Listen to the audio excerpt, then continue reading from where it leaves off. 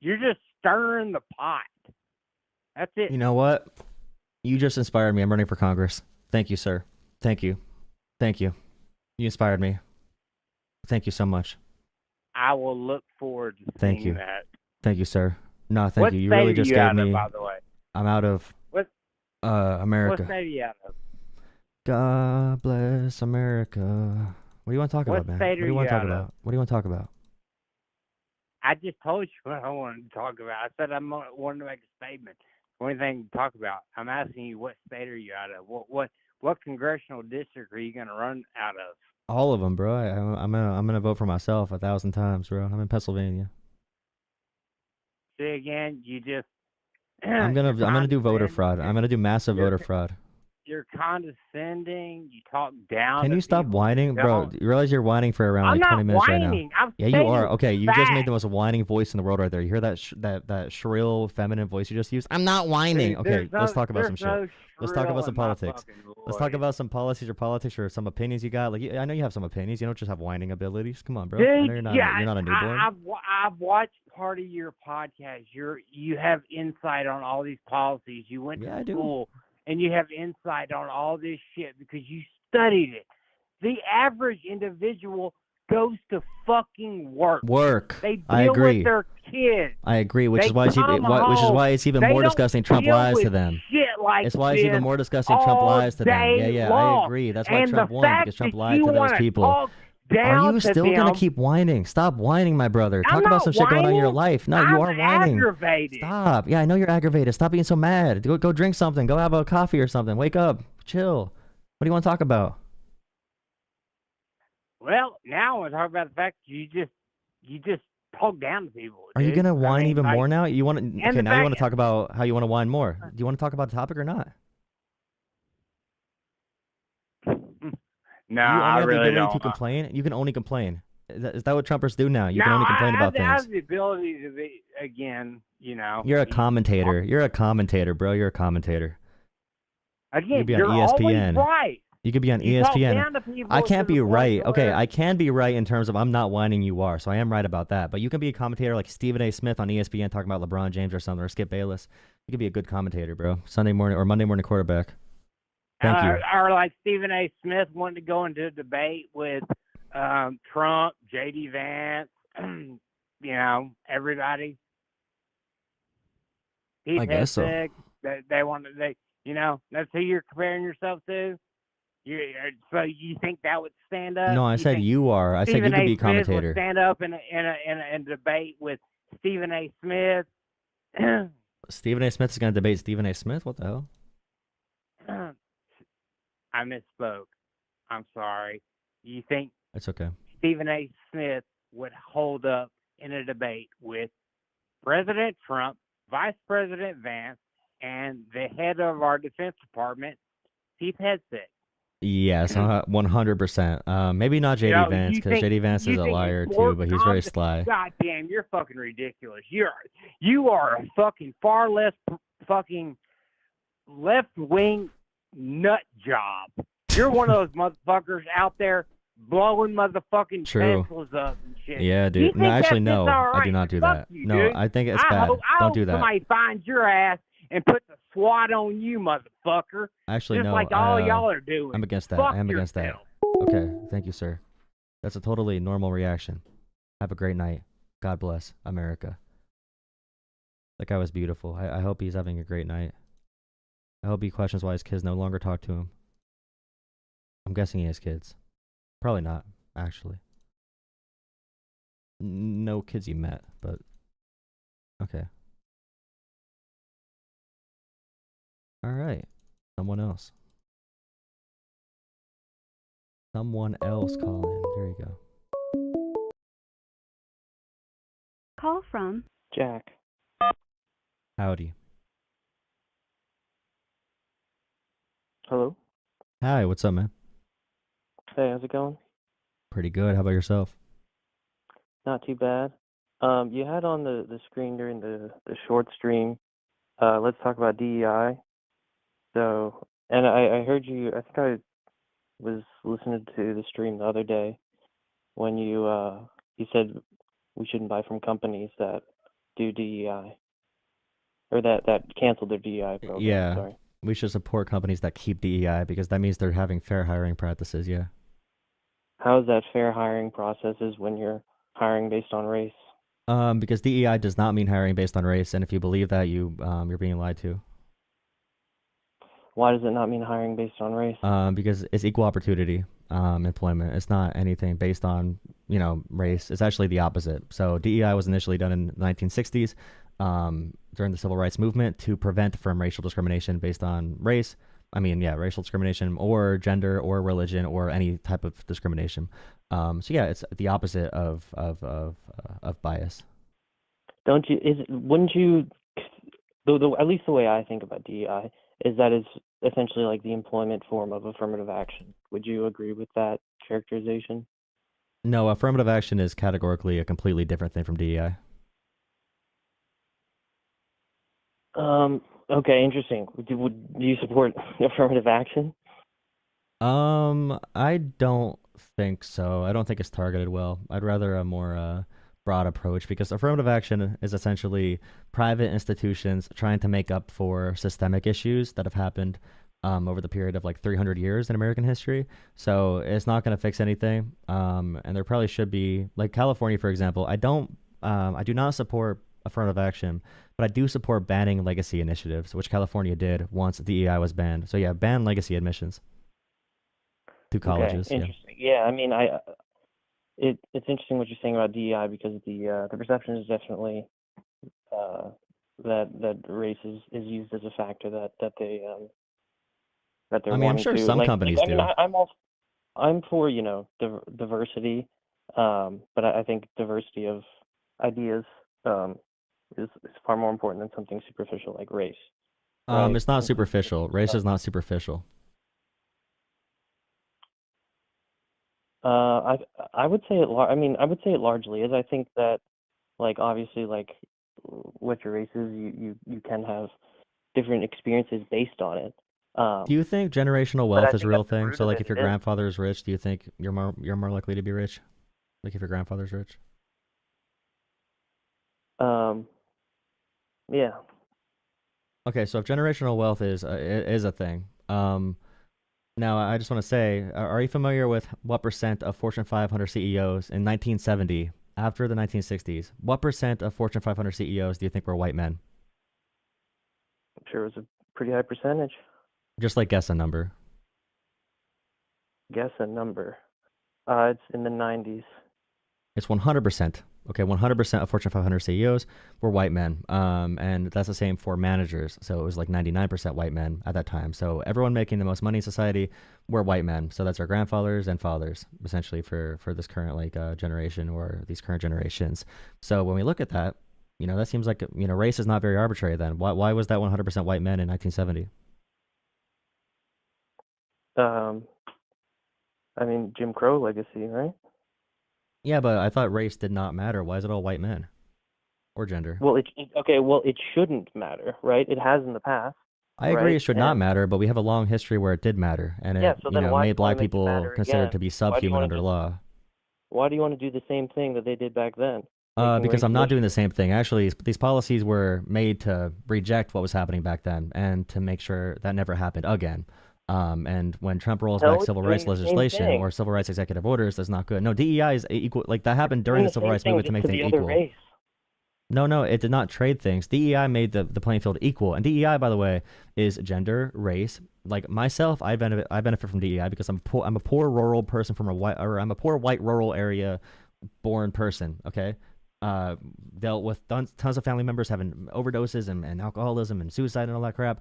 I dealt with social workers growing up. I had a really shitty childhood. I was able to go through college largely, and I still am in tons of debt, but largely because of DEI policies. It helps white people, it helps veterans, it helps everyone to have equal and disabilities as well. DEI is for every person to have equal playing field, equal opportunity employment. It's equality. DEI is the opposite of any type of discrimination. We have discrimination laws for that, right? DEI is part of those anti-discrimination laws. Yeah, that's part of the anti-discrimination laws. Yeah. No, they came far after anti-discrimination laws. No, it didn't. DEI policies, like Trump rolled back policy from the 1960s for federal contractors. So like those policies were put in place saying you cannot discriminate based on race or gender or whatever. And he took away those policies. He took away policies that guaranteed equality. You're thinking about like quotas or affirmative action, which if that was happening, like we could go over managerial numbers or Fortune 500 CEO numbers. The numbers do not look good. I mean, you can look at the numbers, but it's if you're hiring or giving opportunities and using minority race as a factor in making that decision, you're like, maybe it's to a lesser extent. DEI. Like okay, I'm sorry. One more time. DEI is not the same as reverse racism or reverse discrimination, where you're trying to like fix historical issues. Okay, DEI is an equal playing field, equal opportunity employment for race issues, also for veterans, for those who have disabilities, for gender, religion, whatever it might be. DEI is the equal playing field, but the right wing is making the equal playing field seem as biased. Into equity. That's what the E is for. The E is not equality; it's equity. Okay. Yeah, I think that poor kids should have a little bit of a benefit from the systems we have to help make up for the issues that they go through. That rich people don't. I think that's fine. Yeah, I mean, equity is fairness, though. You know, that's still fairness, right? You can debate on what equity policy you want, but I mean, not if merit's taking a back seat. Merit is not taking a back seat in DEI. In fact, the opposite. Are you familiar with like Jackie Robinson? Well, how is that true? Market incentives already put merit at the forefront. Okay, so in 1970, when 100% of white Fortune 500 CEOs were white men, did that mean no black people and no women were qualified for that job? Like I already told you, there was racism in that environment. Okay, so what percent of Fortune 500 CEOs do you think in 2025 is white men? You know, that's 50 years after that date. Something in the teens, 20. So the percent of Fortune 500 CEOs that are white men today is 89% white men in 2025. 89% white men. It's only 1.4% black. So white men are overrepresented in managerial positions and ownership positions and executive and C-suite positions. They are very overrepresented in ownership positions, including all the professional sports leagues. You can say players are mostly black in NFL and NBA, but the owners are by far a majority white. And the fact that people think that DEI is some type of like discriminatory policy against white people, you know, I understand if someone's like at the bottom of the tier, if you're poor, the DEI benefits you regardless, but still. Like Americans are being convinced that DEI is this like, you know, racist policy that goes against white people, when in reality DEI is just very basic fairness and equality. And even today, after 2020 and George Floyd and all the protests and all the movements and the rainbows and you know, the Black Lives Matter black screens and social media and all the companies saying shit has not changed that much, even after those big movements. And I guarantee you, most Americans don't know that 90% of the richest people in society are still white men.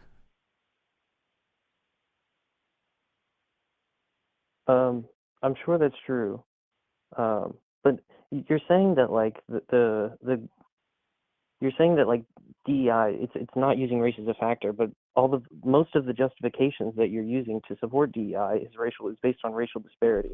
And yeah, because those are the political ones. Yeah, we could do women too. I mean, women make up.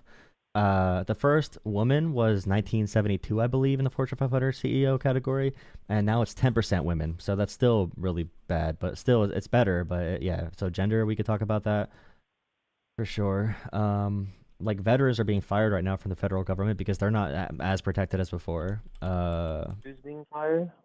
Veterans. And also those with disabilities who might require some accessibility. Well, I mean, people are being fired. People need to be fired. We're spending way too much. That's not. I mean, that's not true at all. Staffing is not. If you think staffing is any reasonable part of our federal budget, I have so many bridges to sell you. You're going to be able to loop them like the entire Earth 50,000 times. We could go through the budgets too if you want later on, but. I'm sorry. If you look at the actual budgets, you'll think you're an idiot for even saying what you just said. So don't listen to this back.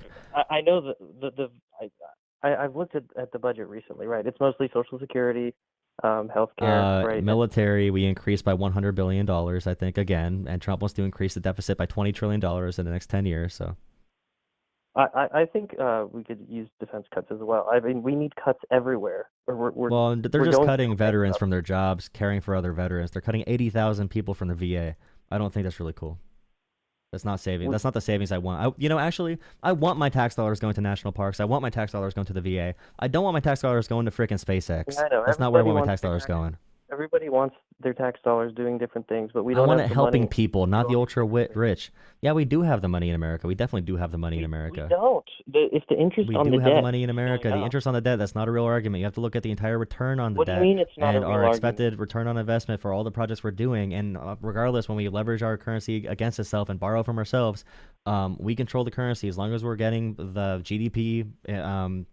It matters the GDP to debt ratio. There's other countries that carry higher GDP to debt ratio that have fine functioning economies. Ours is still pretty high, but it's not anywhere near a crisis. I agree we should be doing smarter things, but that means increasing taxes, even at a minor amount for the ultra wealthy, and hiring more IRS agents. Why are we cutting IRS agents?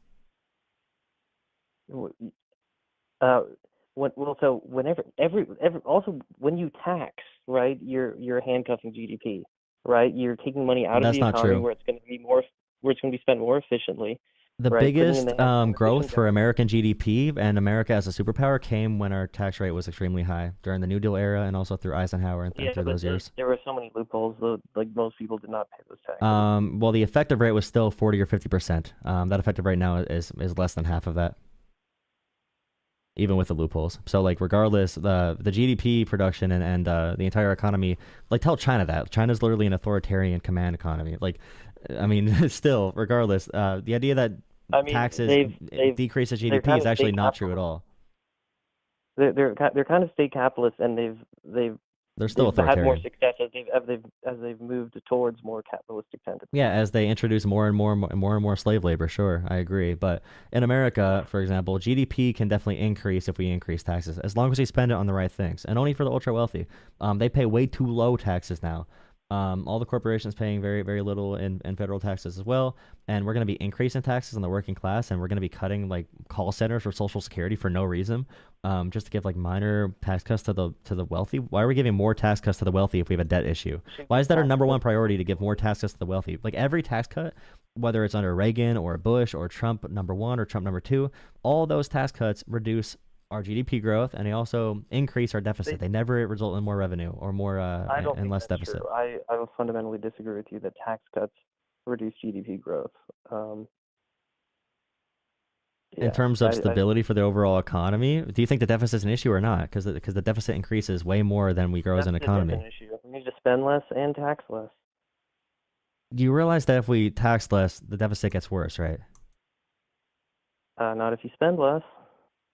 How much spending do you think you can cut in order to make up for the extremely low taxes we have? And that's why. Okay, name one area you're going to cut. Name one area that has a lot of waste. I literally, there's something to cut in every single area. If you, again, I'm sorry, but if you think the entire federal budget, getting waste out of it, is going to solve the deficit, you have not looked at any of these numbers yourself. You're going off of talking heads. You're going off of whatever they told you. You don't know what the waste is. The waste in the government would not do anything to the deficit at all. You think they need to cut Social Security? That's not even included in the deficit. It's not a separate fund. No, it funds itself. We tax it. It comes right. It comes out of paychecks, right? It's taxed, right? The economy. People have less money in their pockets every week or 2 weeks, right? It goes into Social Security that our generation might not even see. All we need to do is raise the cap at a very minor rate, and it would be saved for 70 years. It would not be that big of an economic adjustment at all, and we could save it. That's a good start, but... Yeah, but the Republicans want to kill it. They want to make it all privatized. Catch up with Social Security, right? Trump wants to privatize it. Never paid into it. No, actually, we'd be able to easily fix it if we had actual people leading the government that weren't just like sleazy crime balls. But I mean, like, it's very easy to fix, but they're going to privatize. They want to privatize Social Security. They want to make it all 401ks or whatever. They do want to privatize that. But regardless, everything you just said has nothing to do with the deficit, basically. If you want to lower taxes even more, then you need to cut Medicare and Medicaid as well. What do you mean? I want to cut something from, like, literally probably every category that the government spends money on. including defense, right? Which you want to cut, and maybe nothing else. I don't even care. Okay, I want to talk about when we talk about like cutting and savings. It's not savings to me to cut veterans care. It's not savings to me to cut care for poor kids. It's not savings to me to cut child cancer research, especially when like when biomedical research is one of our biggest successes as a country. Cutting our NIH funding is freaking insane. That literally every FDA approved drug has NIH funding included in it. Cutting that is freaking crazy. There's lots of bullshit that they spend money on, right? Like all these. No, you just trust them. You just trust them. What? You probably think that you probably think transgender mice are a thing. Transgender mice. I don't know. Have I heard about that? Maybe. I would just recommend doing your own research, looking at these budgets, because you just sound like a silly pants. Like when you talk to someone and you look at actual budgets, like what you're saying right now makes zero sense. And a lot of our medical research might seem funny, but they experiment on animals and insects and whatever to find cures for humans. Like when they look at hormone therapy on mice, they're looking on how it's going to affect pregnant women or like men who have testosterone deficits. Like they do funny research for really clear reasons if you look into it. But if you follow Elon Musk and Donald Trump, they lie their ass off about everything. And I just want everyone to not look silly, like silly goofy butts. What do you think about Rand Paul's Festivus grievances? Rand Paul should go and retire. He's one of the few that care about our country, I think. Well, at least Thomas Massie and Rand Paul can seem somewhat principled against Trump. So I mean, I would if you like Thomas Massie and Rand Paul, at least I could say you're somewhat principled. But all the other Republicans are just assholes. They just want to give money to the rich, and they don't care about deficits. They don't care about anything either of us care about. I guarantee you. Like Trump and Musk do not give a shit about anything either of us care about. I think they're the lesser evil, and yeah, I'm more of like a Rand Massey libertarian guy. You're just anti-government then. You don't really have like a thought, because like I want you to call in again sometime with like more information on the deficit and like number and lines in the budget that you'd be able to eliminate to actually, like, I don't know, reduce the deficit. If you want to get rid of Social Security, you can say that, or Medicare or Medicaid if you want to give Social Security and just like steal the money from that. I don't know what you would do with that. But yeah, Medicare and Medicaid are the two big ones. They're gonna try cutting Medicaid first, probably Medicaid and the VA, I'd assume. But yeah, I'll let you end on a point. I'll let you end on a point before I go to another caller. Yeah, I mean, I don't know how you can say interest on the debt isn't an argument. That's what happened to France right before the revolution. It increased to 100% of their budget, right? And people struck. They were giving everybody jobs. So we have to cut money. We have to cut it, or we will go bankrupt. Wait, you mean like France in the early 1900s? No, earlier than that. 1800s? Late 17, early 1800s. Oh, 1800s or 1700s? I'm trying to think of what revolution you're talking about. But also, like, the theory of the theory of modern economics and fiscal policy is nothing in comparison to France and the 1800s or 1700s. I think a lot of the modern policy, Keynesianism, it's highly. So are you against tariffs too then? I assume, okay, if you're pro free market like libertarian, then I assume you're against the tariffs. Yeah, I don't. Okay, good. Okay, I believe that you are a somewhat principled libertarian, so I do appreciate the call, and you're not crazy MAGA, so you can have a badge, a star for not being a cultist. So yeah, at least Thomas Massie has the balls to do a vote against Trump. I do appreciate that. But yeah, I appreciate you calling in and being willing to discuss this, and I hope you have a great night, man. All right, thanks. You too. Waste. We're gonna cut all the waste, bro. We're gonna cut all the waste, dude. We're gonna cut all the waste. There's too much waste. What is the waste? What did Elon tweet today? They did a play somewhere for $20,000. Shit, dude. Crap. Okay, someone else call in. Drop a like and subscribe. Thank you for the super chats, by the way. Let me see real quick. Thank you for the super chats. Tube. Thank you for the $5 for the support. Thank you, Bucky, for $5. America, Eagle Screech that cries in freedom. Thank you, Bucky. Please drop a like on the stream. Help me in the algorithm. Hit subscribe. Please consider donating to Jolah Politics on Venmo, Cash App, or PayPal. Please consider. Please. Call from Alexander Burke. Hello. Okay, that was cool. Good call. Good call, brother. Good call. I can imagine you call in and I answer. You're like, oh crap. I thought this wasn't real. I thought this was a fake thing. I thought it was fake, dude. I never expected someone to answer. Who knew? Who knew that was gonna happen? That is wild. The experiment was on the effects of the meds. Well, yeah. Either they're gonna cut the funding and they're gonna put it towards the deficit. Sure, they're not gonna give it in tax cuts or anything. It was for hormone therapy and trans people. Well, trans people are not the only. Thank you for $2, Candy. Thank you, Candy. It's not only for like trans people are not the only ones that use hormone therapy. Like actually, a lot of people that use it. Probably most of the people that use it are probably women and men that are pregnant or low T, like myself, because I'm a beta liberal. You give money? Question mark. I guess no one's calling in anymore. There you go.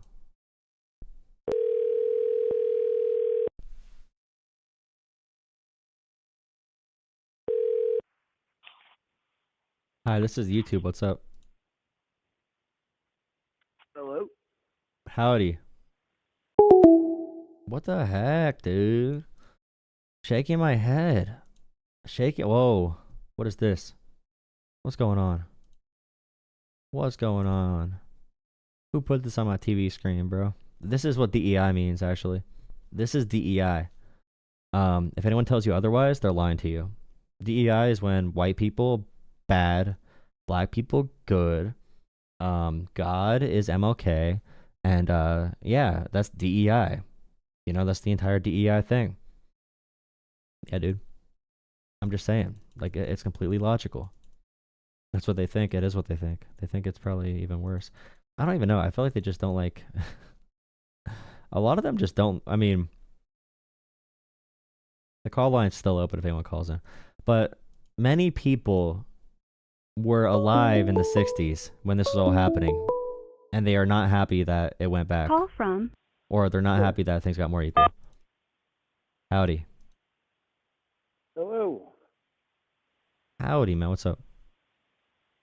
Not much. I just noticed your channel. I figured I'd give a call in. I'm not too familiar with what you do, but I figured I'd just try getting involved. All right, cool. Yeah, we just talk about current events. Yeah, is there anything on your mind? Do you have like a topic you're going after tonight, just out of curiosity? I was talking about DEI and racism, diversity, equity, and inclusion, but just anything in the news, really. All right. Are you? I assume it seems like you lean more in the liberal sense. Are you? I assume you're going after the attacks on that is what you're basing, or what the night's going on about. Yeah.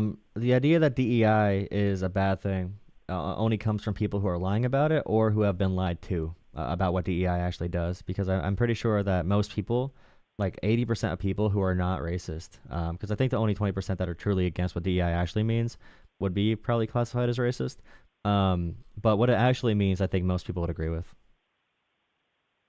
I get that. I mean, I can see how most people don't even know what's going on, in the sense they just hear or see the headlines, so to speak, and they just kind of jump on that. And people use anger and frustration and sort of back themselves into a corner. And I mean, I can see definitely some positives and definitely some negatives. I mean, just like anything else, people would take advantage of that. Take advantage of it to get a job, I suppose, like they would with any other situation.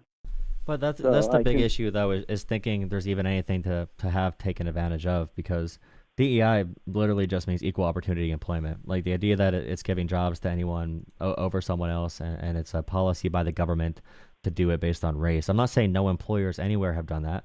But when it comes to the federal government's policy or a state policy talking about DEI or a college, it literally just means you're having equal opportunity employment to veterans, to different races, to different genders, to different class backgrounds, and yeah. ironically, I actually had a situation getting a government job. Obviously, well, I guess not obviously, but I am a white male, and I mean, I guess it didn't frustrate me, but I did lose a job to somebody that scored lower on a test. And they were given additional chances at the physical tests too, and they did end up failing, and I did end up getting the job eventually, but I could see how some people get frustrated where, you know, I was third on a civil service test, and they took somebody, they wanted a black woman, and they went down the list significantly far, allowed her to take, she had failed the exam, the physical portion of the exam, and they allowed her to take it one extra time, which technically is against the rules, but I understand if there was a certain situation that called for that, because things do come up. Well, the big point with that would be, if they're not doing a good enough job getting people to apply for the job, you know, that's probably the main issue there, because if you do have jobs that are civil service or like corrections officers or whatever it might be beneficial to have a more diverse staff to interact with different people. Oh, for sure. It was a fire department type situation, and I actually agree with that. I think you need people of all shapes and sizes, in addition to, you know, gender and race too. With like black women, I'm pretty sure black women make up probably 0.1. I mean, the percentage of firefighters that black women make up is like zero, I'd probably assume. Very small. I mean, women, I believe, are only 7% of the job to begin with, and then on top of that. So I think you're right. It's an extremely small portion. And just the same, look, I agree in the same sense that you don't want a bunch of big jacked guys too, because you're going to need smaller people to squeeze into different situations. Yeah, different jobs. And even just from a leadership position, some people just have a good temperament for dealing with people. And if you're saving people, you do need people for different, I mean, it depends how, you know, areas run their social services in general or their emergency services, but you do need someone who can interact with a bunch of different kind of people to keep them calm during disaster scenarios or emergency situations. So you do need people who can understand, you know, a bunch of different backgrounds for sure. Oh, and I mean, there's a large medical portion behind that too. So there's certain situations when you wouldn't want a man dealing with something that might have happened to a woman or something like that. So well, black doctors with black women, the rates of like dying during childbirth, the rates are very, very low if it's a black doctor versus a white doctor. And there's a lot of psychological studies on this. But even if it's, you know, it doesn't need to be outward racism, even implicitly, doctors assume black people can tolerate more pain, or they don't take their, like, you know, they don't take black people's concerns as seriously in the doctor's office. And it's not all doctors, obviously, but we just have the studies, and especially states like Texas, where black women and dying during birth is just a much larger problem if the doctor's white for whatever reason it might be. You know, I'm somewhat familiar. I believe I've heard or read something about that study about the pain management and stuff like that, and just dealing with I don't know if it's just the fact that it's a different race, or if it is just in, you know, blatant racism in a sense, or just a lack of caring, perhaps. So I am familiar with that, and it does make sense. I mean, it does bother me in a sense if you're giving somebody a huge leg up or unfair. I mean, could you see how that would be wrong? Saying, in my situation, we'll say, which, to be just so we're clear, it's not like I was upset or anything. It was just interesting to see this happened in, I think, 2007 or 2008, when that situation I had told you about earlier happened. The only thing that upset me was, I guess upset wouldn't even be the right word for it, but you have so many times to take a physical portion, and if you fail it, they allowed an extra time. I mean, do you think that's fair to go? I'm not bothered by jumping down the list because you're looking for that, but giving them Well, you have to know extra that's the actual chances. motivation. So, like, what I'm talking about on a base level is the protections provided by our government against discrimination. So, like, if you're going to say, I'm not hiring this person because they're white, or I'm not hiring this person because they're black, or because they're gay, or because they're a certain religion. So, like, the policies Trump rolled back, for example, through executive order, were policies from the 1960s that were in place for equality. And people think that's like a discrimination tactic against whites. But still, and I brought up to someone earlier that like Fortune 500 CEOs are still 90% white. They were 100% white in the 70s. And white men, by the way, and they're 10% women. So, you know, if that local, I don't know, department or a county or a business, they could run things differently because it's not like a one size fits all solution. It's just a very basic base level of protections to make sure there's equal opportunity employment. So like maybe, you know, more of that happens, by the way, in very clear cases when people just know each other, you know, legacy admissions for colleges. If someone's a donor, if they're business partners, if you know a family member, if you were friends with them, like that's the biggest issue with like, you know, fairness in hiring is if you like, maybe they knew each other, you know, that's always a possibility as well. But what I've seen is definitely just like it's based on who you know. Like people even say when you go to college, or when you go to like social events, you don't even go there because of learning. You go there because you want to meet people who can give you opportunities, right? So Yeah. What was I just gonna say? Oh shoot. Oh man, I'm blanking right now. I was about to elaborate on something. I apologize. Now, here's just out of curiosity. I know some people say minorities can't be racist. I mean, is that something you agree with, or would you say you agree with that? no. Now in their framework, they're talking about it in a very academic focused way. So in the way they're using the word, they're right.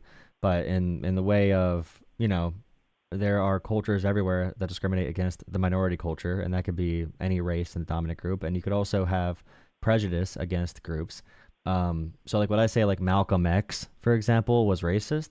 No, nonsense. Not. I mean, you know, he had a bias against white people because, you know, white people were responsible for like killing his family members, and he was held as to be less than human growing up. But I understood he has radical views because of that. And the power in society was like in the Fortune 500 CEO case, when they say you can't be racist, if every Fortune 500 CEO is a white guy, then they have all the power in society. So they can't really, black people cannot enact systemic violence, as they'd say in academia, against white people at that time. Even right now, they're 90% white men. So from their definition of racism, I would say they're correct, but they should probably use a different word, because in the colloquial way, or in the way we just talk to each other, obviously you could be racist against any group. You can have a prejudice against any group, but they talk about things in this academic way that does not translate well to normal conversations, and that just makes everyone confused, and people get mad. And yeah, that's a really good point, like a question, really good question. I actually kind of liked how you put that. It's sort of like separate people are kind of blending a few things together with assumptions. Yeah, and I think that's the problem with academia too, because in academia they have time to study these things. So when they explain it to the general public who's working regular jobs, and I say this all the time, when you're a leader of something, you're a politician, you're a academic dean, or you're a professor, whatever it might be, or even a student, you're learning this information. But people are working, you know, they're raising kids. They're not in a classroom like you are. So when you bring those concepts to the general public, you need to bring it in a way that is very easy to distinguish, or really precise in the way that you're going to be talking about these things, or the message is going to be lost and it's going to come off in the opposite way, right? Because I'm sure they'd agree, you know, anyone saying that would agree with what I said about prejudice, but they'd be reluctant to say that because they're really focused on people saying DEI is racist, for example, or they're focused on what the power structures in society are, a very like really broad worldview perspective. But yeah, I agree. That's one of my biggest things, even with like the word toxic masculinity, or what's another, white privilege. I think they're all terrible ways to talk about the topics. Yes. Yeah. See, that what I seem to see is like there's always a when you have like this shift of political parties, or just how things go in life, you have these bounces back and forth, and it seems like the harder it gets hit one way, the slap back's going to be 10 times as bad. Just like the people that say all the negative things Biden did. Now Trump gets in, and that ball's going to bounce back twice as hard. And now stuff Trump's going to do, it's going to hit hard, and then in 8 years, it's going to bounce back the other way. And it's just this constant pounding back and forth. It seems like one side pushes far, and then it's going to bounce back for better or worse, whether you agree with it or not. It's just going to bounce back the other way. Two-party system. Americans are always like that. They vote against things more than they vote for things. You know, they vote opposite. Like sometimes there'll be economic crash. They'll get the opposite party in. The two-party system definitely leads to outcomes like that. But I'd say every political system is kind of like that. The scary thing with me and Trump supporters is just like super hard MAGA people is that they don't take much care into their own independent like frameworks for evaluating the world or their own research.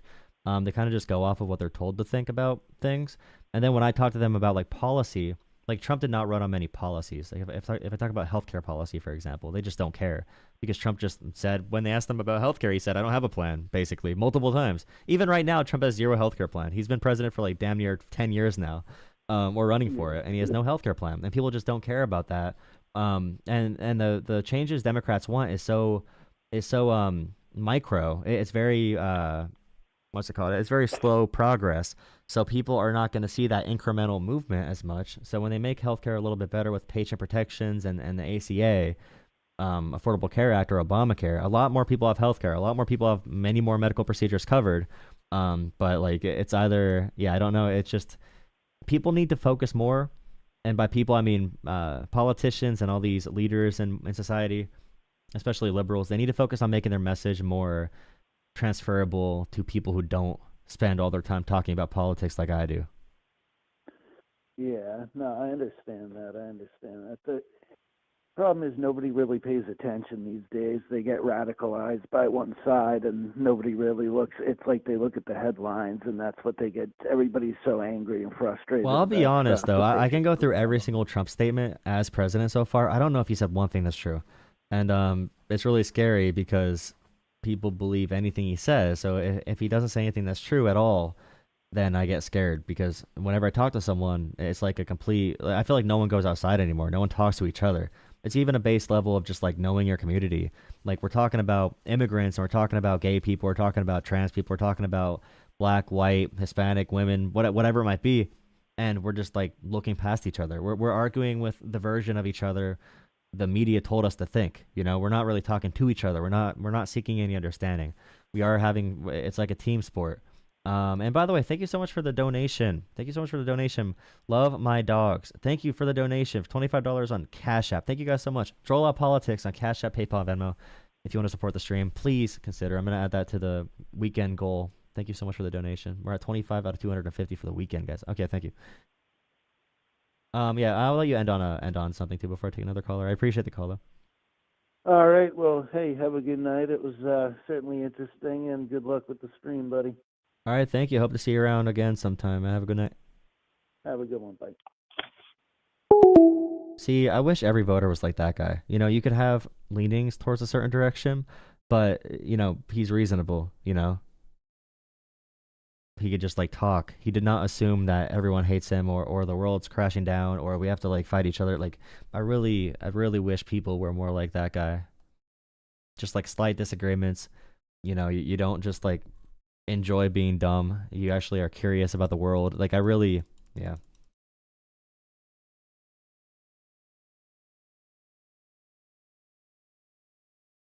Someone said, "I've got your back. This Jolah clown can take criticism. Arkham Asylum has plenty straitjackets open for business. Thank you."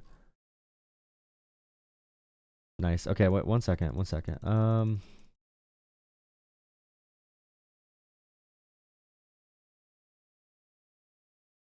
Cool. All right, another caller. You can call back in. Thank you for the donation again on Cash App. Appreciate it. Appreciation. Appreciated value. No one checked their stocks.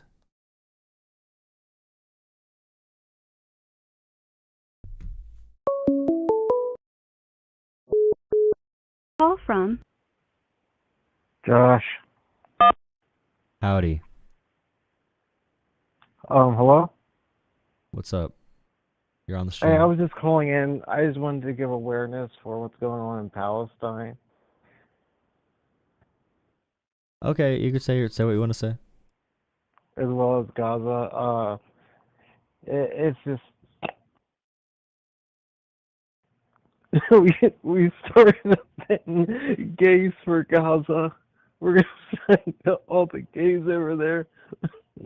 It got so stupid. Okay, I hope you're drunk or high. I hope you're drunk or high. Are you drunk or high? Because this is not that. No. Are you? Do they not know what they do? What the Are you drunk or high? Do to gay? No. Do they not know what the Islamists do to gay people over there? Serious question. Sorry, I just had it on my mind for so long. No, what I know is they don't care about that as much as they care about the other human rights violations. What?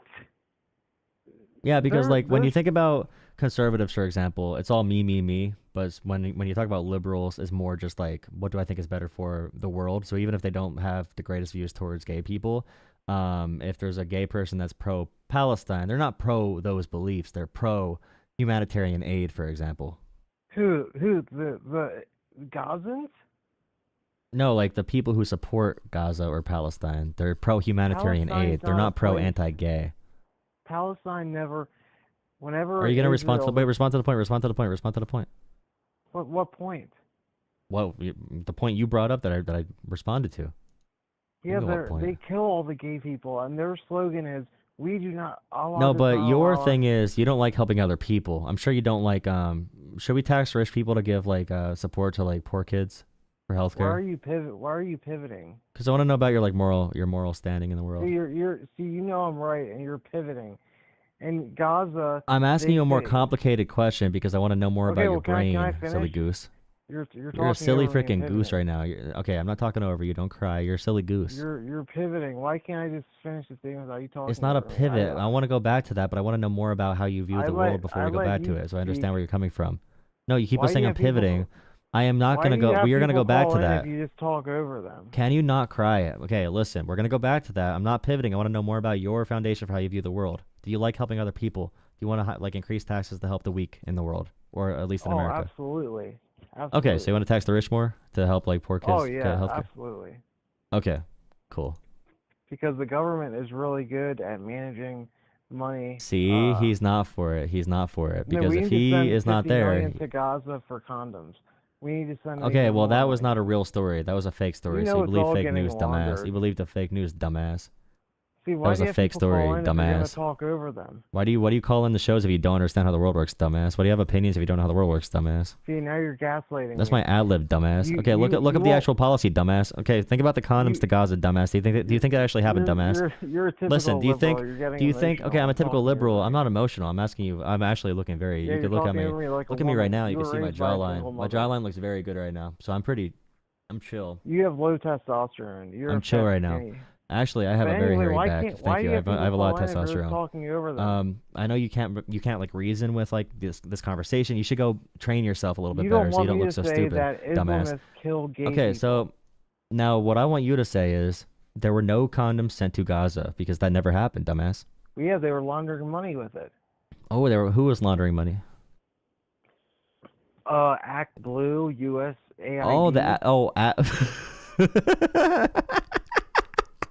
Act Blue? Holy shit. What is Act Blue doing over there, bro? You mean the non-profit platform that helps Democrat candidates raise money? Wow, dude. No, that's where do you hear that from? It never went do you do research? You do research on Elon Musk's Twitter page, bro. Money laundering means the money never went there. Let me get my wait. I got my opinions from George Elon Musk. USAID stole the condom money from Gaza. It definitely happened. Jeez, I forgot about that. Yeah. You're so smart. You should go learn more. Do you watch Joe Rogan podcast? Democrats' world, they think everyone thinks like us. Everyone loves. No, I know you don't think like me. I know you don't think in general. Thank you, Deep State. $10. Thank you, Deep State, for $10. Thank you, Deep State, for $10. Yeah, I think it's really bad. That there's groups that don't like gay people. I agree with that. Is your single mom available for you to go cry to her tonight? Because I know you were raised by a single mom. You're overly emotional. You cut people off. You have a show, and then you speak. Bam, bam. Boom, bop, bam. The type of shit I'm on, they wouldn't understand. See, you know that song? You either give irrational responses, you pivot, where you talk over me. Boy, Chuck E. I'm gonna have Cheese. people call in, and I'm gonna talk over them. Anyway, Man down, I call the hope ambulance. Tell him breathe, bro. Nail a what they to the give cross? PRP Walking around like injections Kizo. for low testosterone. Really, If you have bro? low testosterone, Interesting. yeah, You know, you have there's nothing that can low- fix your severely debilitated brain. I hope you find a solution, though. Sorry, I run think you my just own need business. Adderall I so you gotta can get sit to down. sleep. I'm gonna call my wife after she makes me a sandwich. I have my own business. You Sorry, are I don't so live in my cool, mom's bro. basement. You are so cool. Hell yeah. You have a great night, brother. Sorry. I hope you All right, you thank sound you. you sound successful. Gays for Gaza, baby. We're going to Gaza with all the gays. Yeah, bro. I hope you All right, enjoy. thank you. Have a good night, sweetheart. Thank you. Bye. Good job, buddy. That guy really owned me in that conversation. Yeah. Peekaboo. I just put some on my chain. Peekaboo. What a good Super Bowl performance, bro. What a good Super Bowl. Poor wife. Yeah, you view women as a sandwich maker. I bet when you, she only comes when you say her name. She does not come for any other reason, bro. Okay. Call from Howdy.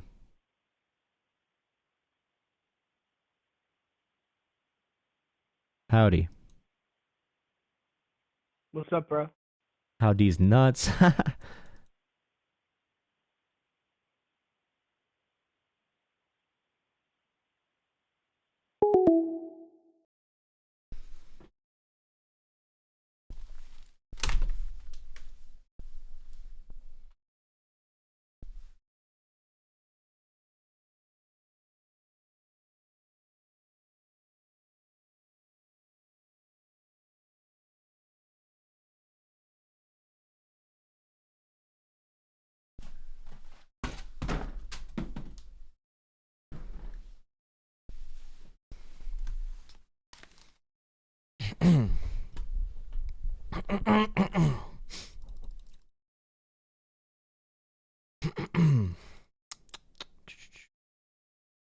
All right.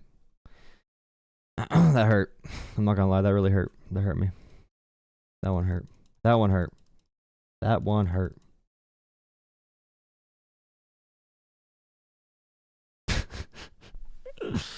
Oh my god, dude. Oh no, there's someone crying. All he does is talk over guests, pivot.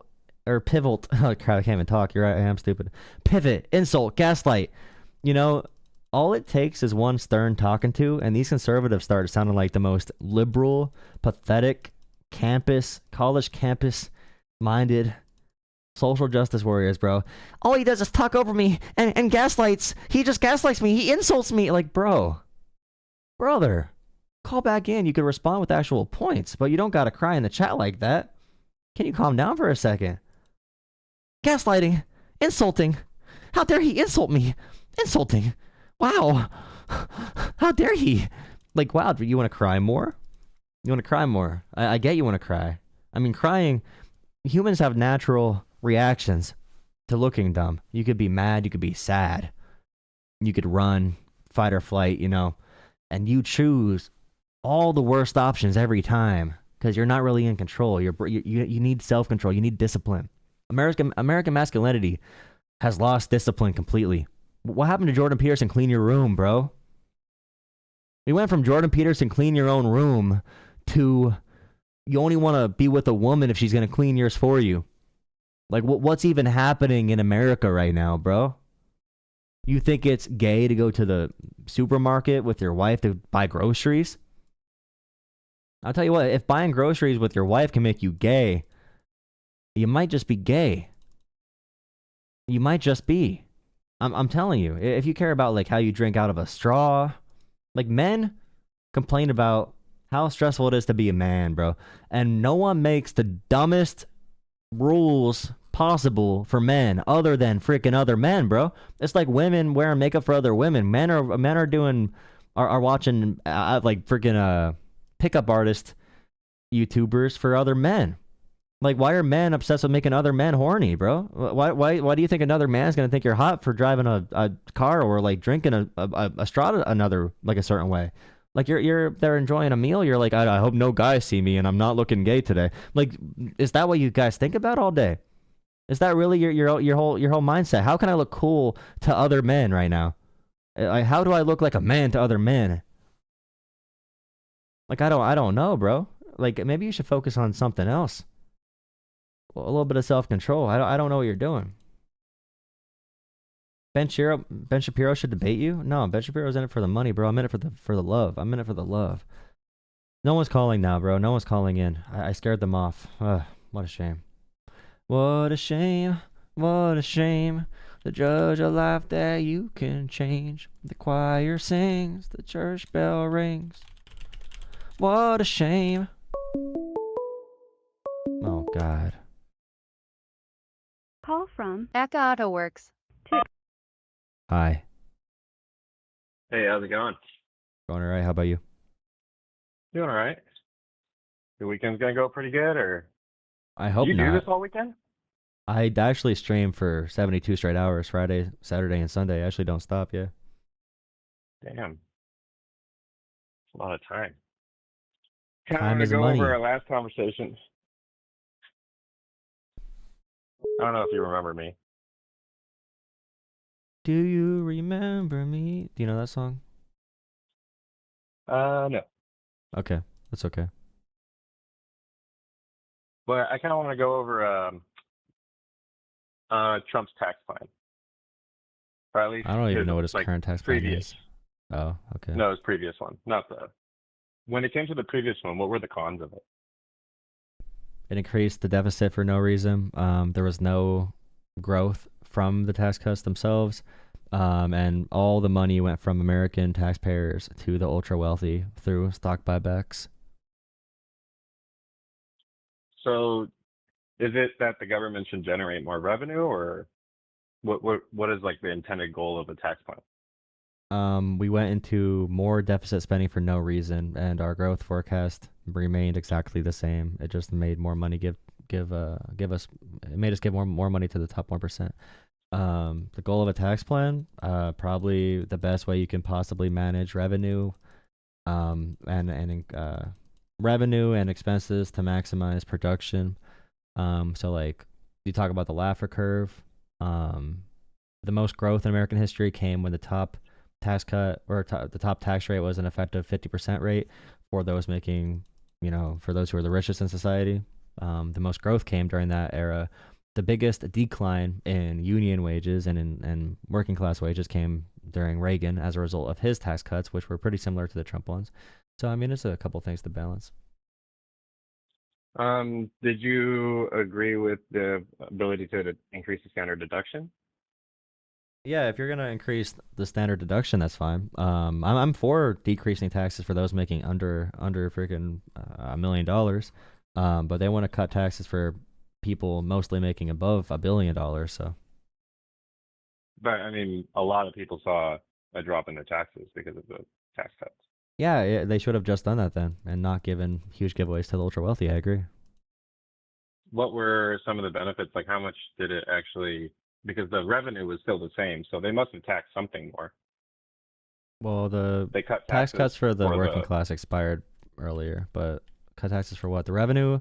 Well, the revenue was not going to be impacted to that much extent, and the economy still grows over time. So, of course, you're still going to have revenue records, but you can cut a lot of taxes and still have revenue records, even if the economy is not doing good, just because it's a growing economy. It wasn't. I still would not say it was worth it to give so much more money to the ultra wealthy when they did not do it. They did not do more investments with it. They just increased their own value, which also can lead to more inflation. But according to BLS, the amount of jobs increased during that period. Yeah, the amount of jobs increases during every period pretty much, unless if you have a recession or a depression. But what matters is, did the tax cuts do that? Not really during 22, 23, and 24 did they increase. They increased barely, and then they decreased. What years? 23 and 24. And then 22. What increased or decreased? We've been at like an all-time low unemployment rate. Well, I mean, you had 118 million jobs in the fourth quarter of 22. Then you had 100, and then if you were to exit out of 2024, we had 120 million. Then we had third quarter, we had 119 million. So over the last 2 years, we had pretty much no growth. And considering at the end of 2020 it was 118 million, then COVID happened, then it dropped. We're pretty much at the same amount of employment, even over. Are we talking about? The last 4 years. Thank you so much for the donation, RQ in chat. I don't know if you want me to say your name, but thank you for $10. Here's some kindness. Thank you so much on Cash App. Thank you. If we're talking about the expectations for like this year, for example, we already see like Trump's tax plan and his tariffs leading to a huge reduction in the economy already. Our growth expectations for this year is only like a 1% growth in the economy. And most experts are predicting some type of recession if he continues with the tariffs. So that's probably bad, I'd assume. But I mean, we've been at like a very, very low employment rate or unemployment rate for, the past 2 years. So I don't know which indicators you want to look at. And like the working class people... No, I'm just gonna say working class people made the most money they ever made under Biden too, like all-time highs, even adjusted for inflation. True. Well, yeah, because of the tight labor market, median, wages were pushed up super high. Where are you getting that stat from? Because that's not true. 1 second. The highest median early weekly income was performed in 2020, $393 adjusted for inflation, with the 1982 to 1984 dollars. And are you talking about wages? He left office, it was 37 median weekly earnings. Okay, total income or wages? Are we including any money to get through? Median usual weekly earnings of full-time wage and salary workers by sex, quarterly averages, and seasonally adjusted.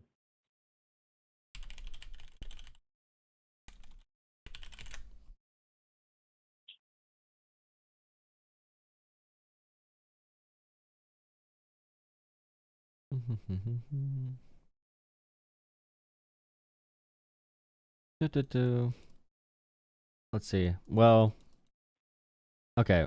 If someone wants to talk about DEI, join still. You can still call me because I didn't want to get stuck in a tax cut conversation. I wanted to talk about DEI today, but still, yeah. Oh God, these are such stupid conversations. I hate these. The percentage of workers making at least $17 an hour went from 60% in 2019 to 80% in 2023. So under Biden, the working class did do very good. And I'm looking at the median weekly earnings, so the most common. Let me see. Under Biden, we lost manufacturing jobs under Trump's first term. During Trump's first term. Then under Biden, we gained 750,000 back, and that's the most of any president since the 70s. Was that including is that exit or beginning of? Because I mean, no, that was because of the Inflation Reduction Act and also the CHIPS Act. So that was a direct result of the. So in 2019, we had less manufacturing jobs than we have now.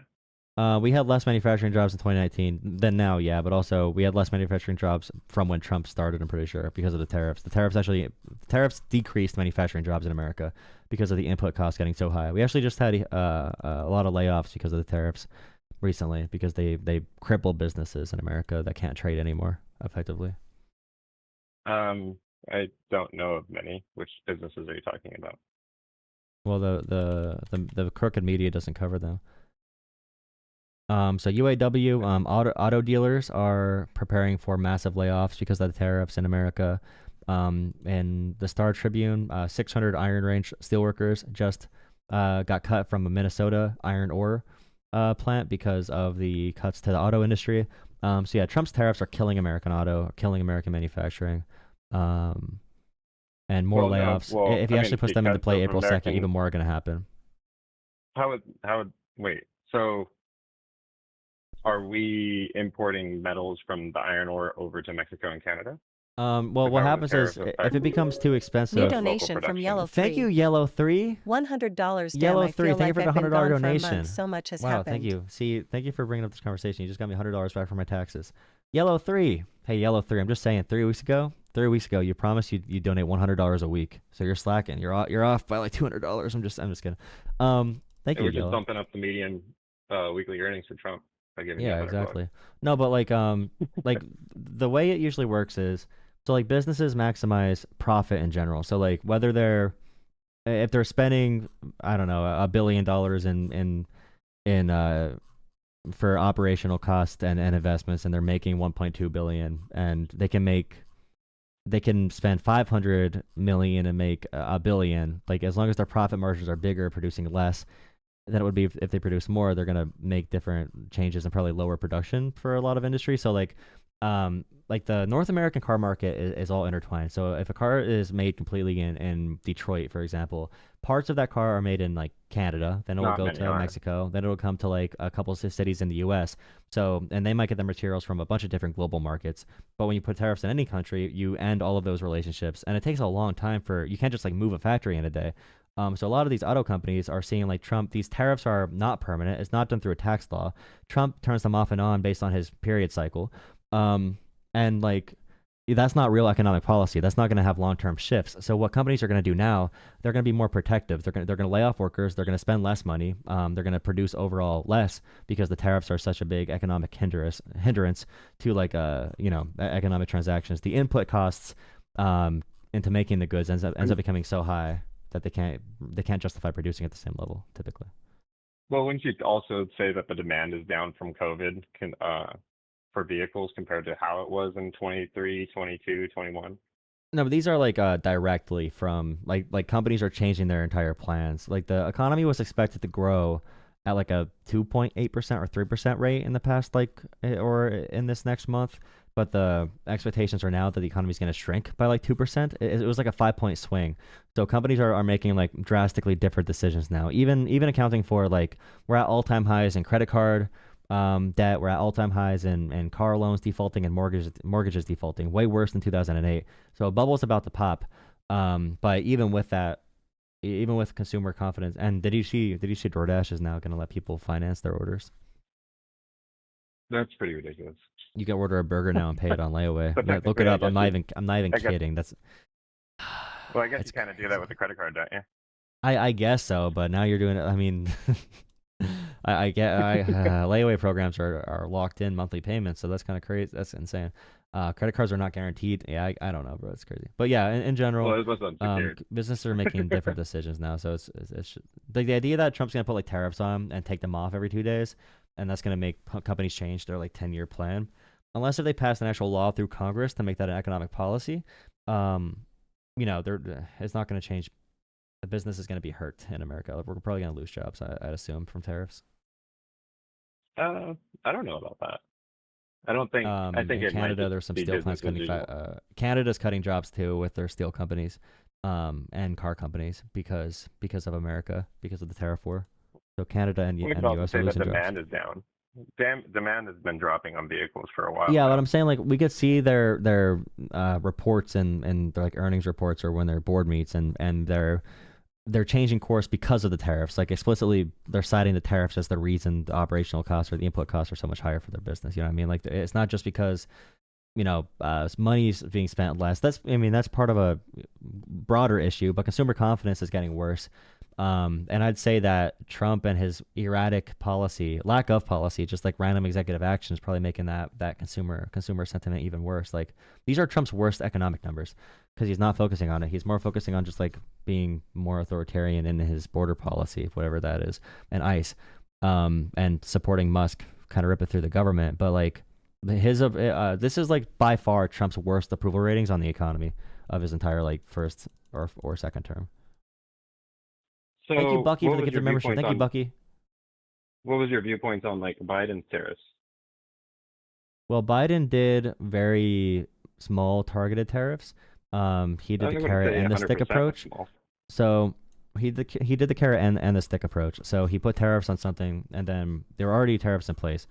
But he ended up doing like a deal with these countries, like an actual deal, working out the trade and fixing the trade relations. I could look up what he actually did, but Biden did more than just do broad across the board tariffs. 50% tariff on solar from China. So Biden also spent the Chips and Science Act subsidized our industries to give them a boost in America. So like the effect we're seeing now where we tariff everything coming into America is insane. First off, it's not targeted at all. But if companies right now in America were being subsidized by something and we wanted to increase manufacturing in America, then they would not be laying off these workers because they'd have that extra cushion to withstand the economic turbulence. But under Trump's plan, there is no plan. There is really no plan with what Trump is doing. Some people think he's trying to crash the economy intentionally, which I am sympathetic to that argument. Out of every president that goes on. Well, no, I like Trump is purposely crashing the economy so that every economic crash, the ultra wealthy get richer because the people that have all the money have money left over to buy up the small businesses when the shit goes to hell. So there's thinking that maybe Trump is like purposely crashing the economy so that the ultra, like his big donors like Bezos and Zuckerberg and Musk can buy up more of the economy once it fractures. But that's just one theory for why he's doing such a stupid policy with the tariffs. Well, I'd say the biggest movement of money to the wealth was probably after COVID, right? It's every economic crisis. Really I mean, it started off with Reagan and his tax cuts. Like that's when it started with the transfer of money to the wealthy and killing unions. I mean, the fact also. that they kind of shut down a bunch of businesses and then let the big businesses stay in power. Well, that's the same for any crash. And Amazon. But, well, that wasn't the big thing though. Differently. I mean, granted, in terms of finances, that was the big issue. It was not who was open first. It's who's big enough to withstand the turbulence. So like if the economy crashes, Amazon has enough money, right? Definitely helps if you close the other stores, right? Right now, Trump is forcing small businesses to close from the tariffs. Like during COVID, there were loans to keep businesses afloat. That was not why the businesses died during then. It was the economic transaction and financial level and ownership level of the economy that can withstand turbulence. And like Walmart did not succeed because of them being open. They succeeded because local grocery stores were still open too. But they can still close down because when you're a monopoly, you have economy of scale. Your production is cheaper, right? So that's one reason Amazon and Walmart could survive those extreme economic conditions. And that's why what Trump's doing right now with the economy is also really bad. Well, I mean, like I lived in California and you had plenty of, I mean, granted, I know it was state by state, which I actually appreciate Trump did it state by state because at least some states didn't have to bear any of the burden that like California had to bear where they shut down everything. It was quite ridiculous. But as far as like, I mean, if we did an approach that was more stern, which I don't know. I mean, it's all Monday quarterbacking as far as that goes, but I believe that Biden would have probably been a little bit more stringent as everyone wanted, or not everyone, but I would say 50% wanted. I mean, Trump is also anti-trust busting and he's anti-policies that prevent corruption. So that's another big reason big companies can mess up the small ones. So there's a lot of different things we can go over, but just typically, like, we need to not do what Trump's doing. Like, do you think the tariffs are good for anything? I think they're good for revenue, and I think they're good for bringing manufacturing jobs back. So when I say, for example, it's not a real policy and Trump could turn them on and off any day, and that's why companies are hesitant to make decisions long term, and they might just say, like, we're going to wait out this term because Trump's going to be in office until 2028. They wouldn't necessarily take the unsafe bet. They might go, oh, well, there could be a tariff or there could not. So what I'll do is I'll build my factory in America. No, because that's going to be a much bigger, like, that's not how any of this stuff works. Like I said before, one car, cars made in America have parts made in Canada and parts made in Canada and Mexico as well. Moving all of that production is very, very, very, very, very expensive. And we don't have the labor force in America to do that. We already have a very low, we need more workers in America to do that too. And Trump's deporting a bunch of visa holders and legal residents. And we need to increase that. And we don't have the skill force in manufacturing anymore that we used to because we gave it all away. Well, if we're going to be deporting people, even if they're legal green card residents and visa holders, and we have a small labor market already. Legal residents? I mean, we still need more manufacturing. We're still deporting legal residents right now because they say mean things about Trump. But I mean, what about the legal ones? We're deporting legal. We're supporting legal. Yeah, we are deporting green card holders and legal visa holders that are here to work. We are deporting them. Yeah. But currently, we're talking about manufacturing jobs. I'm not talking about any job. It's about the labor market in general. Just too many people, too few jobs, or too many jobs, too few people. I mean, how are they going to move production back here? Who's going to work the jobs? And then we lost 1 million. Well, what are we at? 120 million when he left office, and we were at 121.3. So we have 1.1 million jobs that are just don't exist anymore, or what did they do? It would be interesting to see what happened there. I don't know. I mean, even you saying tariffs are a good thing for any type of economic movement is just like against even the most free market, even the most like conservative economists. On lumber. Biden did tariffs on like 5 goods from like 2 countries. Trump is doing across the board tariffs. Trump is doing 25% tariffs on every piece of any good from Canada, Mexico, the EU, and China, and freaking Colombia. Like he's doing, these are not even comparable things at all. Biden subsidized everything he did. Every tariff. He did every a tariff 7% Biden increase did. on. He did a subsidy on the other end to increase American manufacturing in America. Like that's different. He subsidized the industry in America that he's trying to protect. That's a different approach. So lumber that we were talking about last time. You said that lumber, we cannot do it, but then Biden increased the tax from like 8% to 17.9% on lumbers, on tariffs. And then Trump just raised it another 8. So yeah, but why did Trump do 25%? What is the thinking behind 25% and everything? Why is Trump taxing European champagne? I mean, to be fair, I think it's just fair if it's across the board. Like, I mean, if he taxes. No, why is he taxing European champagne at like 200%? Why is he tariffing European champagne if it's for American manufacturing or revenue? I mean, if you're going to get revenue from it, I mean, would you agree if it came to like a okay? When you say you get revenue from it, like you are saying that's a tax increase on the working class of America, right? Well, I mean, champagne's typically not a working. No, I mean okay, you know what I mean. I'm not even going to explain what I mean because you know what I mean. Well, I mean, you know what I mean by saying that. I mean, okay, fine. I'll say it out. I'll say it out like you're 2 years old because every single good from these countries is coming into America, 25%. If you're saying there's a huge tax revenue increase, it's because American people are paying the tax for importing goods. There's also goods that come from the U.S. that don't have any tariff on them. I thought you said it's good for revenue. It is good for revenue, and it's also good for keeping jobs here. It's a 2-for-1. No, it's not because it increases input costs because businesses are global, even in America. That's why in the first Trump term we lost jobs because right now we're losing jobs because of the tariffs. We're literally losing jobs because of tariffs. We're losing steel jobs and auto jobs because of tariffs right now. Wait, hold on. You're losing jobs. That stat is inaccurate. That stat is very inaccurate. He went into office with 111 million. After COVID, he left office with 111 million. After COVID, after a crisis, he dropped down to what he entered office with. If it wasn't for all the jobs he gained, then we probably wouldn't have as many jobs. So let me see here. So the Congressional Budget Office did a review of Trump's tariffs, and their economic analysis concluded that the tariffs reduce reduce real GDP by 0.5% and raise consumer prices by 0.5% in Trump's first term. And this contributed to job losses, including manufacturing. Your number is pretty unfactual. I mean, your number of saying that we lost jobs is unfactual in a sense. Businesses said they cut labor because their input costs became higher because of tariffs. Well, you said that he lost jobs during his presidency. He lost manufacturing jobs because of his tariffs. I mean, we grew in jobs in general because the country kept growing, but his policies were bad. 7 million jobs. We would have grew better. We would have grew better under different policies from what Trump did. I'm saying Trump's policies were bad, regardless. I mean, and the economy was just in a growth period. Biden left office with the same amount of jobs.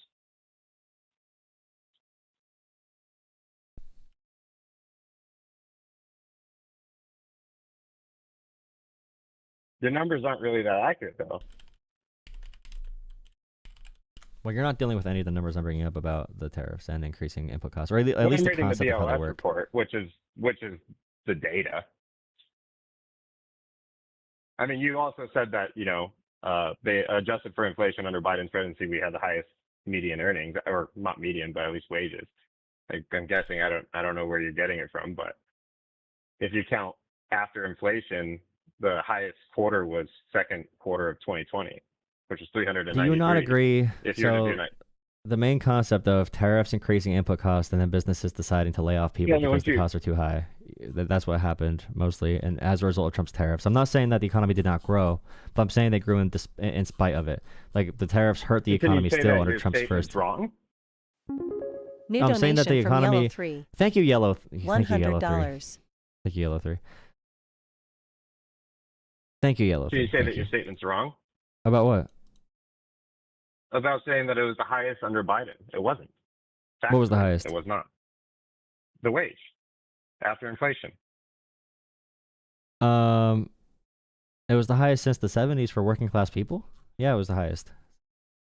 And by the way, to the BLS report. Trump had 145 million jobs coming in office. He left with 142 million, and then Biden left with 159 million.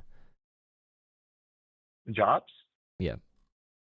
Why is the BLS report not reporting this? Or is this salaried and workers? Okay, let's talk about DEI. I'm looking at the BLS report.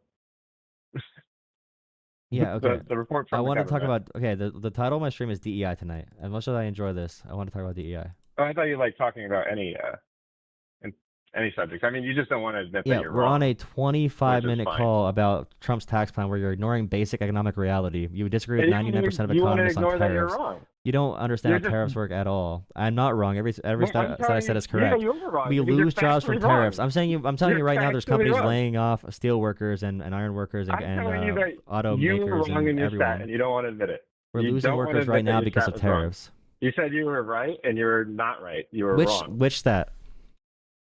That you said that the highest wages were under Biden, adjusted after inflation. I'm looking at the median weekly earnings. Median being the most. Are you just going to target a certain group and just say, oh, well, this is the highest? I mean, I'm looking at the median, which is the majority.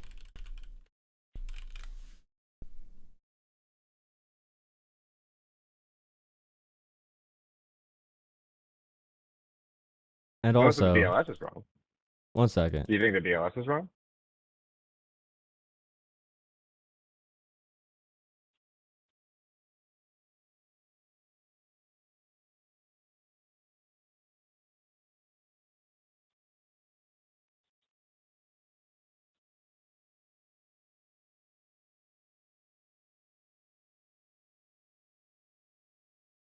Do you think wages increased more than inflation?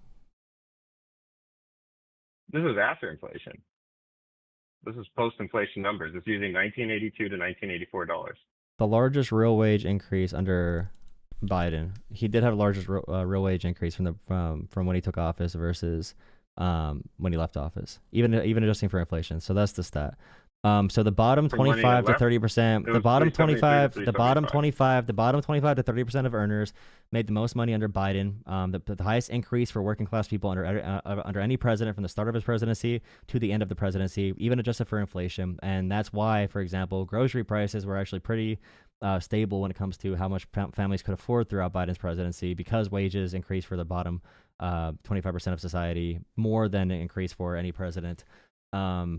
At least in the past 50 years. But yeah, I mean, and unions came back the strongest they have since before Reagan took office and killed unions. So yeah, I mean, Biden was far better for working class people. And you don't even care that America's losing jobs right now because you want to win the argument. You'll lose your job even. You don't even give a shit about that. Americans are losing more jobs because of Trump's dumb economic policy. But the point is, the debate here is if there's dumb economic policy. So what policy would you say led to that? Because you have to say what they actually did to lead to the job cuts. Because I can say Trump's tariffs are leading to job cuts right now in the auto industry and steel industry. What tariffs did Biden do to lose jobs? Because I know Trump is doing tariffs right now. You know that like even Thomas Sowell is against tariffs. You know, I could bring up any economist ever and they're against tariffs. You can't even admit the tariffs are bad for the economy. You think they're gonna bring back jobs? I'm bringing up, and we're losing jobs right now. You don't care. Tell me what policy Biden did to lose jobs or lose wages. How many jobs have been lost? Tell me right now. Tell me, okay, no, you don't care about the steel workers right now, or the auto workers, or the farmers that can't sell anymore to countries like China. Doing reciprocal tariffs. You don't care about the USAID. You know how many farmers are paid by USAID to help starving kids around America, and we're cutting that funding as well under Trump. Why are we cutting USAID funding? Why are we cutting Meals on Wheels? Why are we cutting veteran services right now? How is that going to help the economy? Why are we cutting 80,000 VA workers to give Elon Musk better tax cuts? Like, why are we cutting 80,000 VA workers and cutting all these veterans? Why are we cutting all these veterans? Why are we cutting all these veterans? Why are we cutting all these veterans? Why are we cutting all these veterans and not paying our farmers anymore? Why are we cutting our veterans? Why are we cutting all these veterans? Employees within 4 why are we years cutting down? Why are we cutting our veterans? Why are we firing officers for Social Security so our seniors need to use the freaking app to sign up for Social Security? They can't go to the actual office or use the phone call anymore. Why are we cutting these dumbass things in our government to give giveaways to the billionaires? Why are we cutting Social Security offices? Why are we doing that? And cutting veterans? Why are we doing all this? Become more efficient. That's not more efficient. It's not more efficient. Efficiency is letting efficient. old people still use the phone or go in person to get their Social Security benefits. It's called screwing over Social Security because they want to try and privatize it. It's not efficiency. It's bad. That's a bad practice and it's a service for the American people. It's not all about just efficiency. Do we never fire government workers? Is that the case, or? Oh, do we ever fire government workers? Oh, yeah, if you want to have a structured congressional plan like Bill Clinton did, that's a way to do it. But right now, just firing veterans because you just want to F off everyone, yeah, that's not the same thing at all, and it's really bad. I want my tax dollars to go to, and also Trump's tariffs resulted in us having to spend $20 billion to bail out farmers in his first term. I'd rather my tax dollars not go to that and actually go to supporting farmers to help feed poor kids in our country. And I want my tax dollars going to veteran services. I want my tax dollars going to national parks. I want my tax dollars going to all these freaking areas that Trump is now cutting in the name of efficiency while still increasing the deficit to give a huge tax cut to billionaires. He's still increasing the deficit. What is efficient about killing our programs, killing our national parks, killing the VA, killing Social Security, killing Medicaid? We're going to kill all those programs, and all we have is a higher deficit. We still have a higher deficit. We still have a higher deficit, and we still are cutting taxes that help working people. How is that helping anyone? That's not efficiency. That's just telling everyone to How are you supposed off. to have a deficit? Because I read the Republican budget. Read the Republican budget. Look up actual facts for once, dumbass. All right, have a good night. Okay, someone call him with the EI.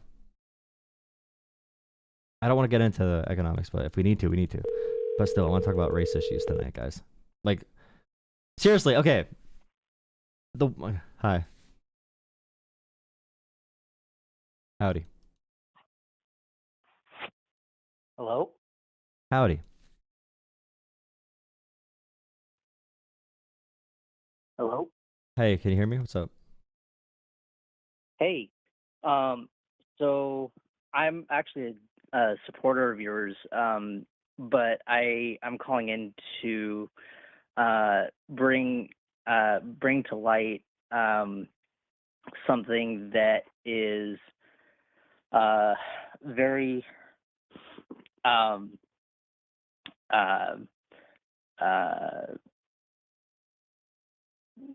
that I've noticed nobody really talks about. My wife was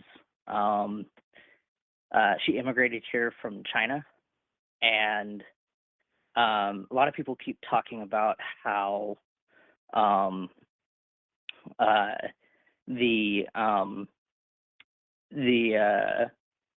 immigration system, talking about the immigration system, and I don't think they really know how difficult it is to actually immigrate here, because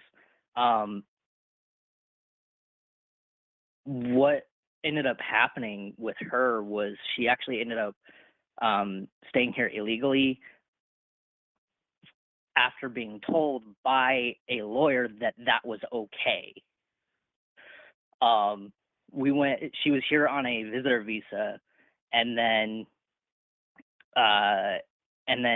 we went to a lawyer, and we're like, hey, we want to start the process of her getting a green card. And he's like, okay, you have two options.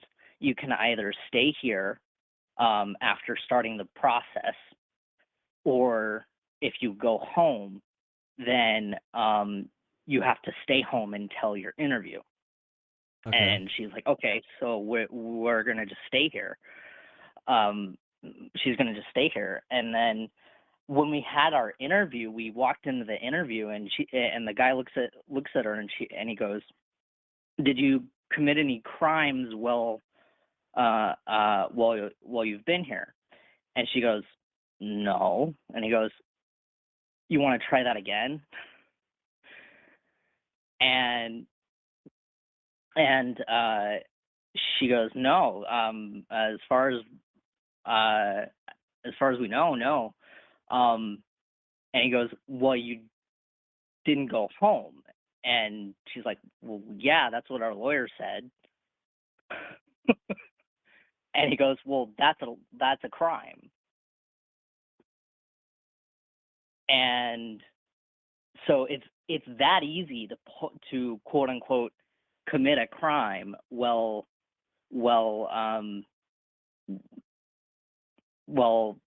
waiting for a visa. And wait, were you married already?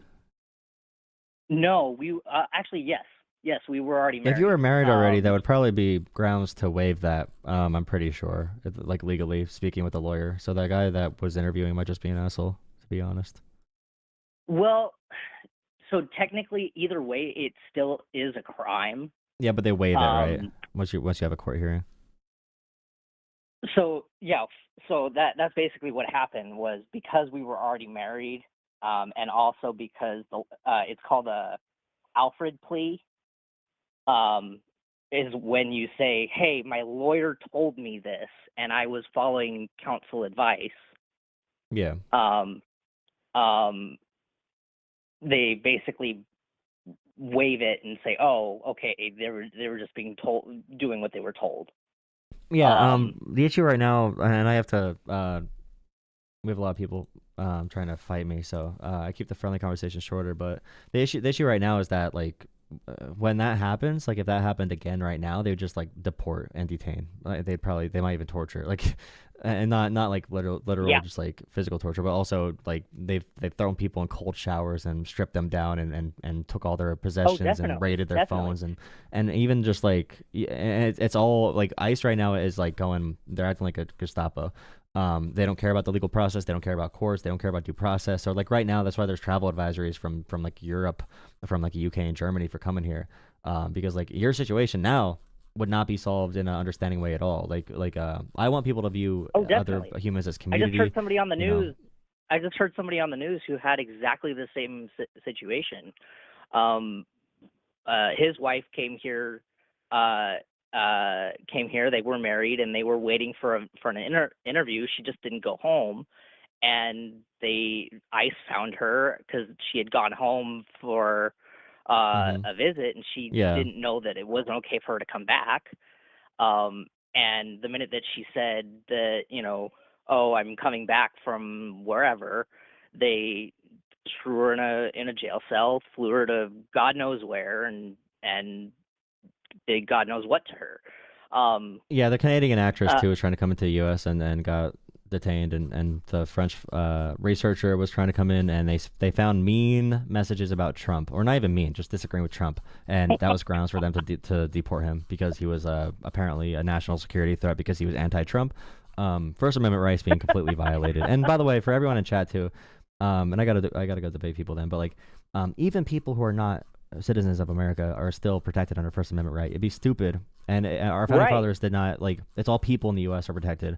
A tourist from France cannot come in and lose all their human or constitutional rights. They still have rights in the Constitution unless if it says explicitly that citizens are the only people covered and that all people are not included. But like First Amendment is covered for all people. So like they're allowed to say whatever they want and protest as long as they're not calling for the obvious like First Amendment violations. It'd be the same rules as it is for citizens. I don't know if the vast majority of people in this country or not have just went to sleep during U.S. history. They just don't care, man. They don't care. When they really were in don't school, but there's this thing called the Bill of Rights in the Constitution, and I don't know if they remember these three words: the right to life, liberty, and the pursuit of happiness. That's something that is very, very specific to our country. Yeah, very universal as well, and welcoming people, and like we were made from religious freedom and freedom for all that stuff. And I want you to finish this point. I'm going to move and debate people then. Yeah. But yeah, it's baffling to me that that people haven't been able to figure out that that people immigrating to this country are leaving horrible spots. Yes, they need to come in as legally as possible, but the fact that it's so complicated, and you know, and it's a broken immigration system. Everyone, like no one cares right now.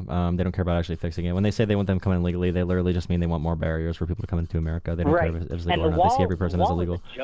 Yeah, it is a joke. It's just like it's a symbolic thing. Everyone clap. Everyone clap. Everyone clap for the conversation. Thank you for the call. I really appreciate it. I appreciate you watching, and thank you for the insight into your experience. And yeah, I mean, you're lucky you got that all done with, because you would have been moving to a different country. But yeah, she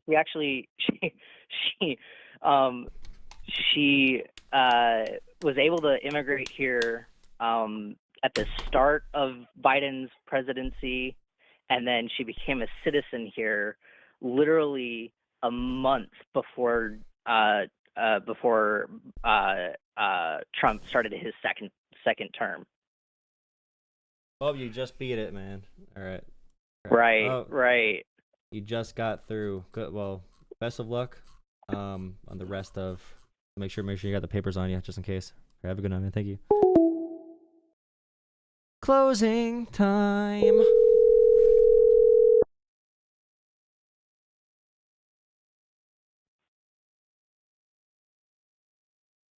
Hello. Howdy. What's up? What's up, B?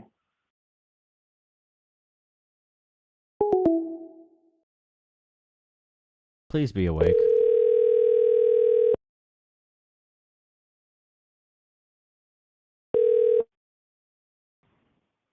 Howdy. Fuck, I came all sick.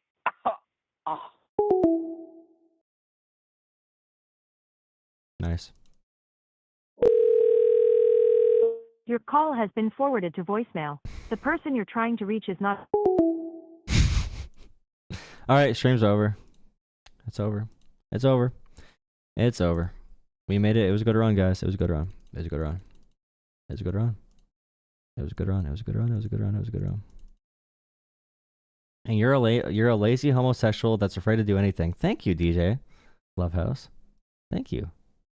That's so nice. He rage quit. We did it, boys. Hey, man. Someone said he rage quit. We did it, boys. You're making me feel famous, bro, for saying that. Because that's some shit you say in like someone who's bigger. Like, that's actually pathetic. Go bully someone bigger than me, because that's... Hello. Howdy. Hello? Howdy. Hi, is this a screening or am I behind by 2 minutes on the stream? Yeah, you're on stream. I mean, I don't agree with you that Trump is terrible. I mean, I don't disagree with you either, but I would like to hear your reasoning as to why within the last 2 months of them taking office, if I can. He killed our government's ability to hold corruption accountable. He made corruption more illegal. He's violating the Constitution, basic checks and balances. He's deporting people who are innocent asylum seekers, calling them gang members and putting them in concentration camps and selling them into slavery in El Salvador. He's getting Americans to hate other people and be afraid of their neighbors, which I hate the most. And he's handing the government to the richest people of all time. Purely corrupt, more corrupt than... And I have an issue with money in politics for every party. I don't think Democrats are great by any regard, but they at least do some type of like regulation on monopolies, and they protect your information a little bit more from big tech companies, and they never gave the government over completely to a billionaire to run everything, and cutting veterans and veterans programs and VA, making it smaller, and looking to cut Medicaid and looking to kill Social Security, and yeah, all that kind of stuff is bad. Okay. Half of the stuff that you said, have they already happened yet, or is this just in the news and the blurbs? Everything with the Constitution, yes, he did send people. He sold innocent people to El Salvador to work in slavery. Yes, that did happen, unironically, and he ignored court orders to do so. Yep, okay. He actually sent people to El Salvador. I heard people that they were just planning to send people to El Salvador. No, the multiple planes have arrived in El Salvador. They accidentally sent the women, by the way, as well. So that shows you how good the process is. But they were denied due process. And there's multiple families now that they will never see their loved one again because they're in a... They fled from Venezuela to get away from Maduro and authoritarianism. And multiple... the soccer player, I'm pretty sure, got tortured by electrical shock by the government in Venezuela and escaped to America to live a better life, seeking legal asylum. And this person was deported to... Not even deported, because there was no due process involved or immigration court or anything. But they thought a Real Madrid soccer tattoo was a gang tattoo, and they thought he made gang signs because he made a rock on hands on social media. I'm not gonna make them on camera now because apparently that's banned. But yeah, now he's a slave in El Salvador essentially, a for-profit forced labor prison camp. Yeah. Okay, just 2 seconds, please. I just want to read the chat. Okay. Yeah, that's horrific. That's absolutely garbage. Were these people in the country legally or illegally? Legal asylum seekers. So yeah, they were fleeing Venezuela on legitimate claims. They were going to all their appointments with ICE and appointment with immigration authorities. And what people keep on saying is, "Oh, are you against getting these violent gang members out of America?" Because they just believe what they see on the internet from Trump or whoever. And it's like, okay, well, some of them probably were. Some of them definitely were. But the issue is you have, I don't know, a few hundred people. And within that few hundred people, you're violating all of their rights. First off, you're violating all of their rights. Due process is the core of any free society.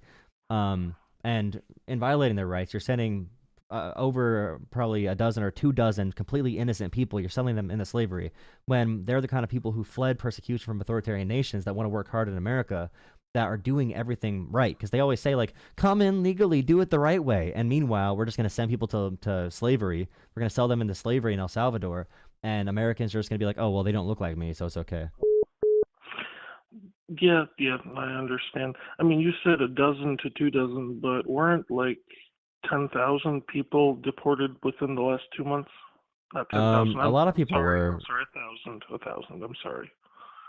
Yeah, it's. I mean, probably more. It's definitely more than 1,000. It's a decent number. I know they're deporting less than Biden was, but I don't really. They have quotas right now. It's really scary because you never want quotas for law enforcement, right? You don't want quotas for police officers pulling people over because they're going to find people to pull over. And ICE right now is going to find people to deport. They're deporting green card holders that are permanent residents. They're going after freedom of speech. Yeah, they're doing a lot of crazy shit that's blatantly unconstitutional. They're openly saying they want a dictatorship too, which is really scary. And they said it during the campaign trail, so it's yeah. Okay. Yeah, I completely understand. Thank you for enlightening me on that. I didn't know they were deporting green card holders.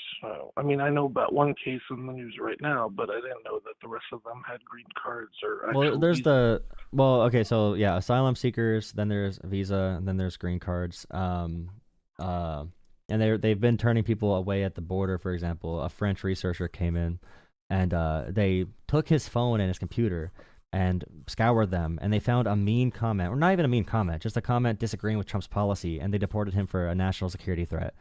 Blatant First Amendment violation. And also, if they're going to do that to a person coming to America, like, oh, you said something mean about the president, like, or you said something that disagrees with the president, we're going to send you back. I'm trying to tell everyone, the legality, the same legal standard they're using for, like, if the president says you're a terrorist, he can pick you up and send you to El Salvador to work as a slave. You can do that to a citizen then. You could disappear a citizen under the same guise, under the same distraction. And that's why we need to stand up for these, like, core constitutional rights as much as we possibly can. Yeah, absolutely. If I may, I mean, the person that was, they're currently being held in New Jersey and they may be deported. I mean, that's the person you're talking about, the Columbia activist. No, he's another case, but I'm talking. There's a lot of these things going on right now. There's probably even, I'd probably say there's probably hundreds of these going on because I only see what we have reported in the news. And if we see like 20 cases in the news, there's probably much more because they don't all have cameras on them. So. Yeah, absolutely. I mean, okay. In the same vein, may I ask you? I mean, where does freedom of speech end? I mean, from both sides. You need someone who's actually inciting violence. So you need someone inciting violence, and it needs to be very clear. It's a very high bar to cross to hold someone accountable for their speech. If it's against like your country or whatever, it's very, very, very high bar. But yeah, it needs to be a coordinated effort to like cause violence or purposely. You could defame someone and be held liable for cash or whatever the defamation resulted in. You have to prove the losses for that. There's a bunch of different standards for what that might mean, but like that Mahmoud Khalil, I think his name was, he definitely did nothing at all to justify going after him for his speech, and they have no criminal charges for him except they did not like what he said. So it's really scary. Okay.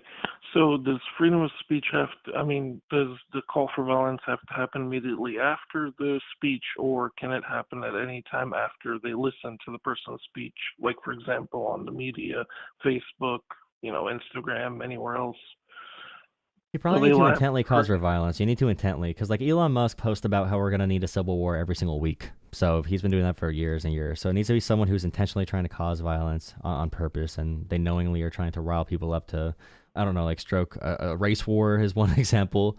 And you could argue like we have neo-Nazis marching in our freaking streets, and they have nothing. We never arrest them, right? So if neo-Nazis can march, then what Khalil has done or said, which I don't even know every statement, but it's definitely not worse than neo-Nazis and what they do in America. So no, absolutely, I agree with you. There's nothing worse than a Nazi. I mean, my family come from Eastern Western Europe. I mean, they fought against the Nazis. There's nothing worse than a Nazi. But I would like to ask you, how would you characterize the people? I mean, this is just a fantasy question. How would you like to characterize the people that are currently vandalizing, for example, Tesla vehicles? I'm against, for sure, anything that might cause any harm to anyone. So, like, for example, the fire bombings or setting cars on fire or shooting into, I don't even know if that really happened, but I heard someone say about someone shooting at a Tesla dealership. I don't know if that happened. I haven't looked in the news for that one, but nothing that could put, I'm 100% against anything that can harm anyone, for sure. Okay. When it comes to like vandalism, I don't think you should be spray painting people's cars. I think it's funny if you honk at people. I don't think it's a bad thing if you're like, what a loser, you have a Tesla, don't you? I wouldn't go after people, obviously, but if you're just like, if you have a friend, if your friend has a Tesla and you want to bust his balls, I mean, I think that's fine. But anything that harms anyone else, I wouldn't approve.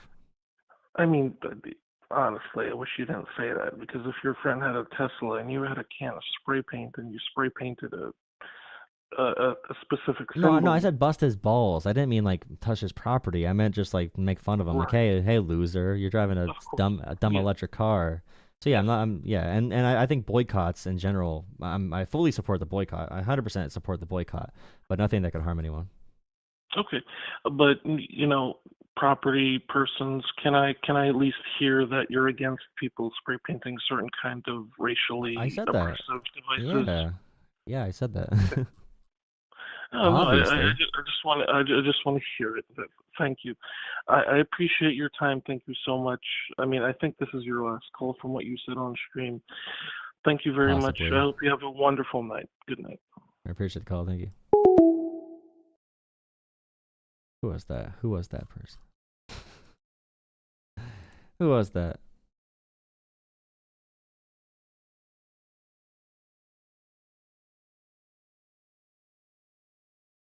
Boy, someone said, thank you guys for the support. Thank you for liking and subscribing to the stream.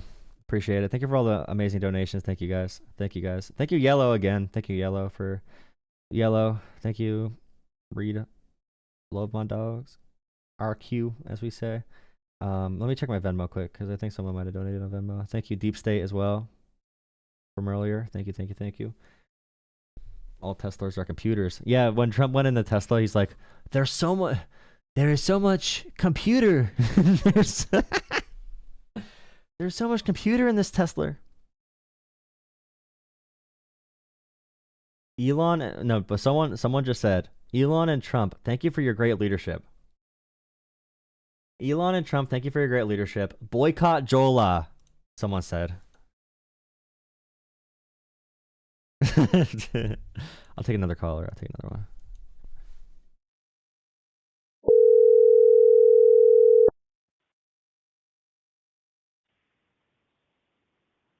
Hello? Howdy, sir. Can you hear me? I can hear you loud and clear. Well, I just want to let you know you're a fucking freeloader. Hell yeah, brother. High five. Are you gay?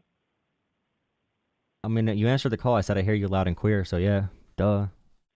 So you are gay, right? You look gay, too. Thank you, brother. I mean, if you think I'm attractive, I'll take that. I'll take that compliment. Thank you, sir. No, I'm not saying you look attractive. Yeah, you are. You're looking at me. Gay. Do you think my lips are too colorful? Nah, you look like a fruity buttercup. Bro, why are you looking at my lips, Bazooka. bro? Why are you looking at my face and shit? Why are you looking at how I look? Why are you checking me out? Why are you checking me out, dude? You trying to do something? Why are you You're looking a at me? freeloader. I'm looking at you like a homeless in the street the same way. Dang, dude.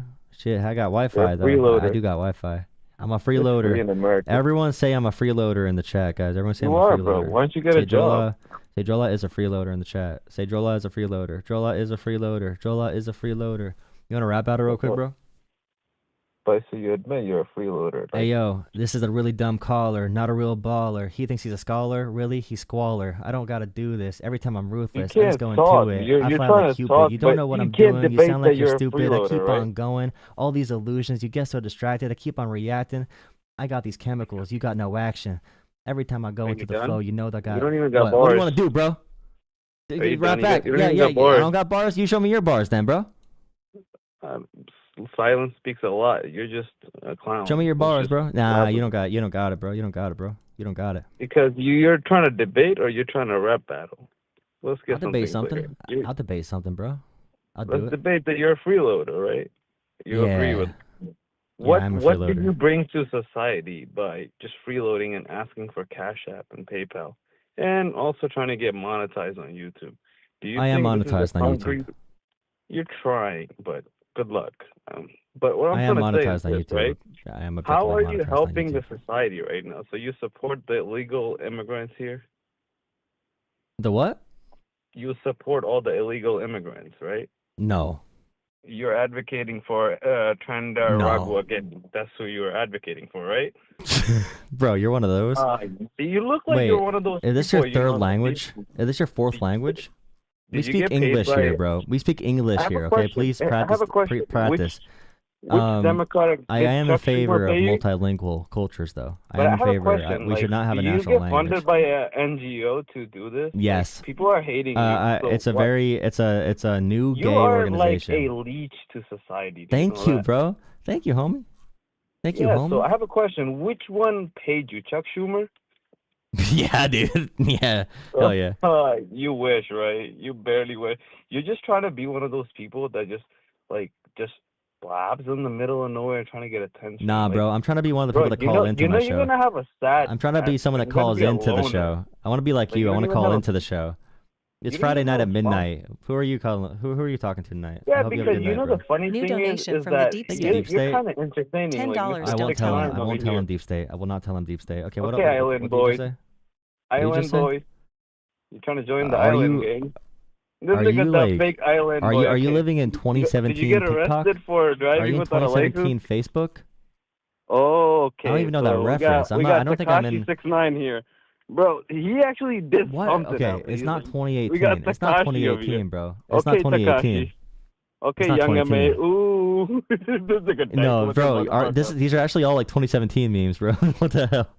That's where you're stuck at, bro. Who talked about Like, you're young trying to- MA? You're stuck. You just Yeah. quoted 18 memes from 2017. You're quoting faggot. young MA. Young MA, bro. Now you're bringing up gamer words from 2008, from 2008. What's going on, bro? What does it matter? This So is a cry for that's help. Who you are? This is a cry for help, bro. Just because it's 2025 doesn't mean you're still not a freeloader. Hell yeah, bro. I am. I already said I am. Exactly. See, you're just an idiot, bro. Just admit it. You're an idiot. I'm an who just idiot. Don't know what you're. I'm an idiot. I don't know what I'm talking about. Fact. You said I don't know what I'm talking about. Thank you, Andy, for $5 from a DEI, fellow right? Canadian What does freeloader. Well, I'm not DEI Canadian. stand I'm not for? Canadian. Okay, DEI what does stands a for. Yeah, let's say you want to talk DEI. What is DEI, bro? DEI Explain that stands to me. for deep So you gotta state. look it up. See, bro, you are such an idiot. You gotta look it up. Yeah, you guys are watching this, right? Yeah, I don't know what even DEI stands for. You're Exactly, a you jerk. gotta look it up. You're such an idiot. Yeah, you're bro. right. Look, I you're had to just look it up. typing. People can see you're just typing and shit. Like, bro, get a fucking life. Look at you. Like, you just typing, trying to find shit. Like, you guys see this kid? Oh, now you're trying to pass that along. It's like a kid who a kid like trips over on the floor and acts like going to sleep. Bro, you're going That's off what right you're now, doing. bro. You're going off. Keep going. You're really, really showing us up. Thank you, Candy, for $20. Candy. Thank you for $20, Candy. Thank you, Candy, for $20. Thank Another you, Candy. freeloader, see? Bro, I don't know what you're talking about, bro. Guys, You're we need freeloading, bro. guys, Stop asking. dude, we need Just 20 a more dollars to weekend get to the goal, goal. No, we need 15 more dollars. We need This 15 dude more needs- dollars to get to the weekend this goal, dude guys. asking Thank you, guys. weekly We need 15 more dollars. $250. We're at 235 right now. We need 15 more dollars to get to the weekend goal. Damn, that's all you make 200. I think I just gave the homeless $200. You just gave who is the homeless? Is that one person? No, like bunch of homeless. This is the month of Ramadan. A bunch of We give homelesses. blessings. Yeah, we give blessing. You know, have you heard of Ramadan? Yeah. Oh yeah, so now you probably okay. So now you know. Is we that don't why you're freeload. moody? Is that why you're moody? It's nighttime. Why would I be moody? I'm just trying to. I don't just know why you're like moody. You can tell freeloaders me. because it's nice to give people instead of trying to freeload. Did you invent the internet? Say that again. Thank you for $2. You're a recruiter and DEI was toxic. Sorry, Joshy. Sorry that you had that bad experience, but it still does not change the facts. So you're still freeloading, bro. Like, what's your point? I'm What's the freeloading. purpose I'm of you- freeloading. I'm freeloading. Yeah, What's your I purpose? agree. I have no purpose. Yeah. So explain that. Like, you What is know, my since you are purpose? asking for money. What is your purpose, bro? Making some money. It's funny. Or you're Thank just you for the freeloading, $5 dude? donation. Thank you for the $5. Initials MH. Okay, but You can't here really you go. talk, right? You're just Someone an said, idiot. "LOL, you keep saying due process, but you're against the death penalty, which goes against due process, which goes through due process and follows the Sixth Amendment, and you're against Trump filing a lawsuit against poll workers, which is the right to sue, which follows due process." You could do things that are within the legal realm that's still Yo, bad for a all president to seriousness, do, I have a question. Mitchell. And I also, have a death question. penalty is bad because Where- I don't where like the did death you go penalty. for, It should not be an option for due process. Where did you study? It should be life in prison. Where did you study, buddy? Your mom's house, brother. Okay, someone else calling.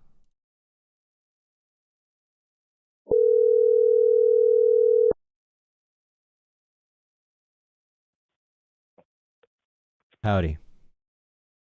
Hello? Howdy. Howdy. How are you? Howdy. You can mute the stream in the background. Howdy. Okay, 1 second. Hello? Hello. So, let's debate. Cool. I'm confused. What's going on here? What do you want to debate about? Well, I mean, so are you a liberal? I'm confused. So let's talk DEI. I mean, is there other things that we could chat about as well? Progressive. I'm a progressive Teddy Roosevelt Republican. Trustbuster. Thank you $20 for Howard. Thank you, Howard, for $20. Thank you, Howard. Thank you, Howard. Thank you, Candy. Thank you for all the donations tonight, guys. Really appreciate it. Thank you, guys. Thank you, guys. I mean, I have to just say, pound my heart and say thank you from the bottom of my heart. Thank you for all the support. You don't realize how much it helps me stay away from completely quitting. Yeah, what's up? Do you have intelligent debates? I mean, can we have like an intelligent debate? I'm not gonna argue. Start a debate. Bring up a topic you care about. You can talk about it. Okay, all right. Let's just start at a simple level. Why do you think Trump is terrible?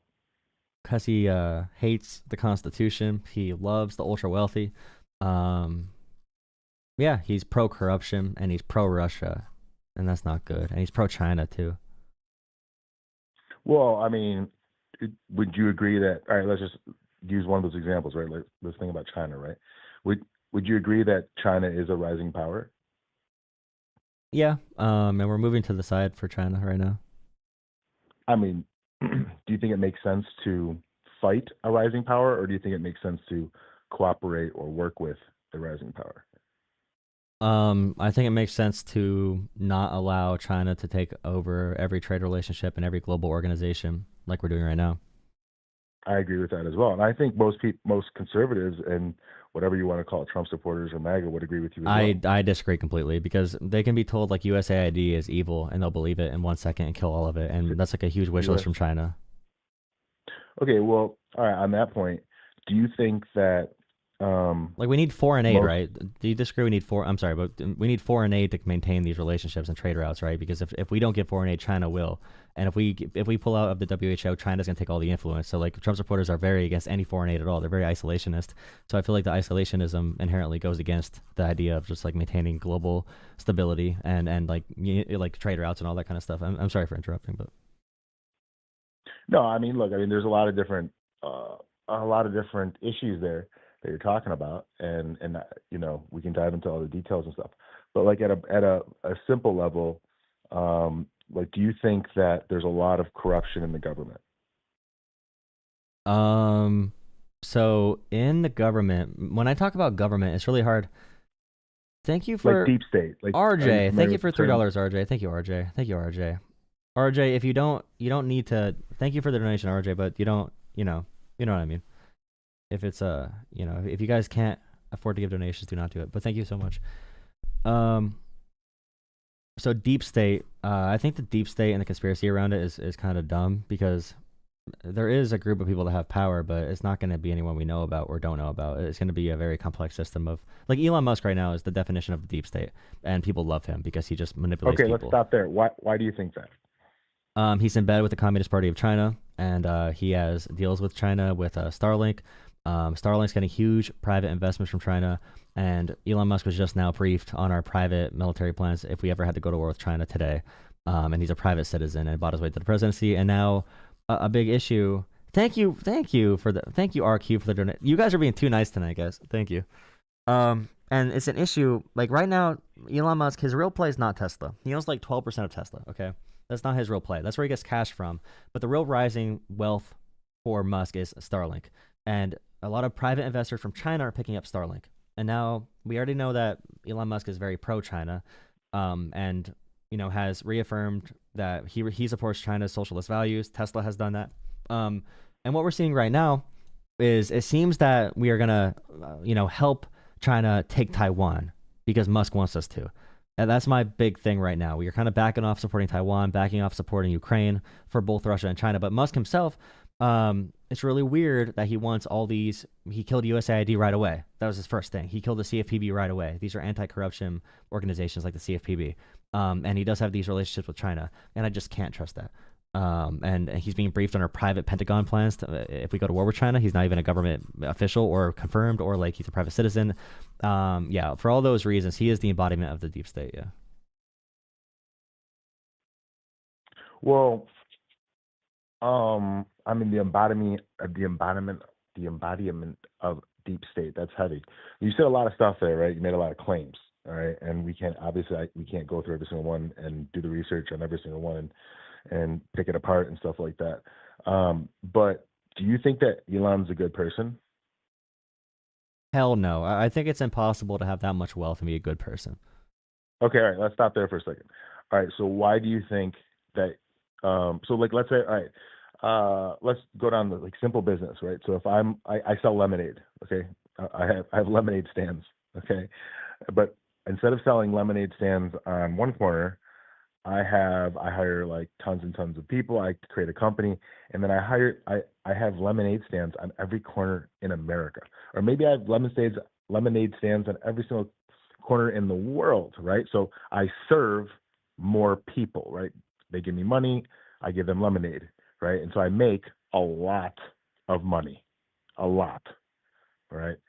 Now, is that bad or good? Okay, so what you just said about like making a business, no one who does that is ever going to make as much money as any billionaire or anyone like Elon Musk. You make billions of dollars from manipulating financial assets. You don't do that from building a company or just like one business. You have to like Musk, for example. And I'm sorry, like the hypothetical, if the economy worked like that, then much more people would be rich. Many more people would be rich. Like Musk made his money off of starting off rich, number one. He had rich friends. He was part of the PayPal mafia or whatever. And even with like Tesla is only evaluated at what it is because of Musk lying his ass off. He's been investigated by the SEC multiple times because he just lies about his companies, and he lies about expectations. And he lies about who he is. He's done extreme financial manipulation in the stock market and with cryptocurrency to get where he is wealth wise. He was being investigated by like 15 government agencies, the same agencies he wants to kill now. He was being investigated by them for corruption, and selling information and putting people in danger and just lying in general about his assets. And like, if the economy worked like you just said, everyone makes a business and now competes each other, that'd be great. But the issue right now is, Musk made his money through extremely evil, I'd say deceitful ways, and no one can achieve that much wealth by just making a company. Well, That's not true. All right, so let's back up for a second. So I used to be, when I was younger, I'm like 39 now. When I was like 12, 13 years ago, yeah, I was like 25, 26. I used to think exactly like you, by the way. Okay, I used to think all these things as well. And then I learned a lot more about business, and I had a very wealthy mentor teach me a bunch of stuff about wealth and all this other stuff. And so let's all right. So let's figure something out here. All right. So someone's wealth. So people say, all right, if you're worth 400, or if you have $400 billion, right? Everyone says, oh, Musk has $400 billion. It's in his assets. Do you understand the concept? What's that? It's in assets. It's not really liquid money. Okay. That's good. That's great that you know that, right? So yeah, I know a lot of this assets, stuff. Right? I don't appreciate I'm just asking. I don't need the whole overview. I'm just saying, like, if you know about the assets and why his net worth is so high, it's largely because of manipulation on Tesla's stock too. So. Well, but you also do realize that he's built 7 million Teslas, right? He has not built 7 million Teslas. He only owns 12% of Tesla, and he did not even make the company. No, but I'm saying Tesla. He took over the company. Tesla, the company, which he owns a part of, right? Correct. Has built 7 million Tesla cars. That's a lot of cars to build, right? That's a lot of. Okay, right? and we've had all these other car companies like Ford and Chevrolet and Toyota make millions more cars, and Tesla's evaluated at more than every other car company combined because of mostly stock manipulation. Yeah. Well, you can say that the price is overpriced. You can say the stock is overpriced. If we're talking about just like value added to humanity, Tesla would not be worth shit right now. Tesla barely even turns a profit. Value to humanity and like production and outcompeting their competitors. The other auto manufacturers are doing much better, but their owners do not have nearly as much wealth. So yeah, Elon Musk getting that wealthy, $450 billion or $400 billion or $300 billion. What you're saying right now is even proving my point further. How so? Because most of his wealth was tied up in the Tesla stock. And when we talk about like, you outcompete people, you do better. Like Elon Musk is the ideal example. He lied about his progression with Tesla to make more money. He lies about all the progression with many of these companies, or he buys them, and the actual leaders of the companies and engineers do the work that we never hear about. And he lies about his own persona. People think he's some type of genius technologist. He never invented anything. He never worked on anything. He does not lay a hand on SpaceX machines, but he gets credit for it. Like everything he does is a lie. He's like Santa Claus and Elf. Well, you do. I mean, have you ever read his book? Have I ever read his book? Why would that tell me anything? Well, because that would give you a lot of specifics in terms of how he built his company and the steps that he took and his whole story and all that stuff. That's probably pretty important, right? If you're going to like pass judgment on someone, right? Try to understand their story and actually how they went about doing so the serial liar, I need to trust the serial liar's book when he's proven to be a serial liar. No, it's written by Isaac Walterson, who has written biographies for many, very like Steve Jobs and other famous people and noteworthy people. So and it's a compilation of not just Elon's opinion, but also all the research that the author did. Talking to his enemies, talking to his friends, his family. Well, his grandfather was a neo-Nazi, right? And his dad is, and his mom is a neo-Nazi. Well, I mean, look, that I can't speak for his grandfather. I don't know the story about that, but that He did. His grandfather was a huge Nazi, and they believed in a technocracy that would rule the entire world and topple democracy. Look, listen. You can just make statements like that all day if you want, but if you look, he's an authoritarian. Look, at the end of the day, I just don't think that. Honestly, if I can be like truly honest with you, and I'm like, this could be wrong or whatever, this is just my opinion, but I just feel like liberals. Like, I don't think you guys realize what's really going on. Like, no, let me just finish though.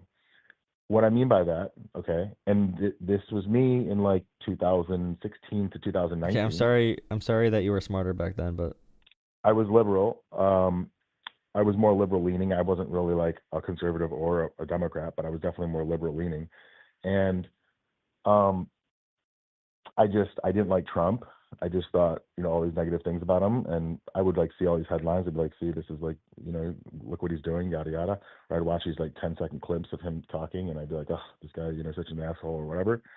But then when I started actually diving into the details and watching his interviews, watching the rallies, or watching like the full interviews, not the edited clips by CNN and stuff like that, but the full stuff, and I started actually diving. So you know how Elon Musk wants to have a surveillance state to monitor every one of our movements, right? So you know that part. Well, you let me finish. I mean, you're just throwing. I do watch full. I watch full interviews from claims. Elon Musk too, but you're leaving out the Nazi parts and the mass surveillance state parts You're and the just Communist making Party of China claims. part. That's all you're doing. I'm You're making just statements that making Elon Musk has random made. He wants a surveillance state to watch the entire world. So does all the tech pros that Trump brings to the White House. I've watched every single interview of Elon Musk. Like, that's basically on the internet. Like, I watch all of his interviews. Oh, you're a fanboy then. Okay, that makes sense. No, it's not about being a fanboy. Listen, it's not about being a fanboy, right? Like, if there's someone that is doing if you feel there's someone that's doing a lot of good in the world and who's very intelligent and shares a lot of insightful things, and is working hard to improve the world, then that's he's not working hard to improve the be... world. If you think he's trying to improve the world, you're literally lost in the sauce. Okay, Mitchell Hicks, thank you for $2. But someone said the 14th Amendment ruins your argument. It grants citizenship, equal rights, and protection under law to all people born in the U.S. That's not true. It's any person. The 14th Amendment says person, and all in terms of the law explicitly, it's person in the United States. Every person in the U.S. is guaranteed equality under the law, and we needed to specify that because of our racist policies. That's why we did 14th Amendment mostly. But yeah, 14th Amendment is for all persons. It's not just for citizens. It's not just for citizens. It's for all persons.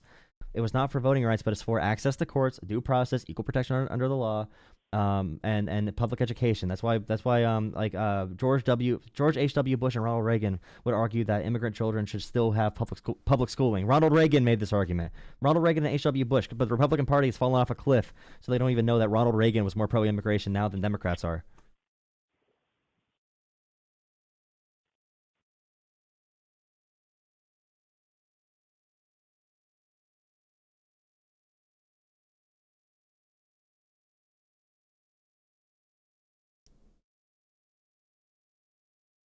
Do you think there's people receiving Social Security benefits who are over the age of 150?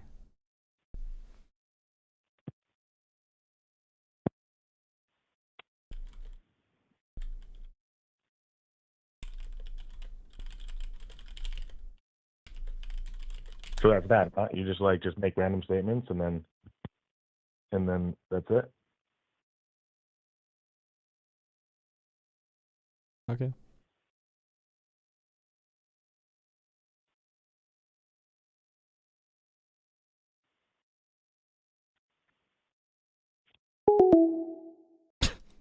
Okay.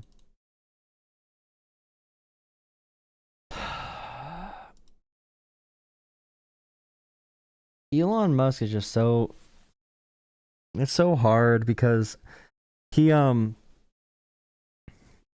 the way, so what Musk has done, for example, he has lied about having investments secured, like funding secured to boost his stock. He's lied about having products ready. He said self-driving would be ready next year, like 5 years ago, and has said it ever since to boost the stock. He took all the down payments for the cars that were not even out yet. Remember that big thing? He took like millions of dollars, a loan basically, in cash from people from down payments, and he lied about those cars as well.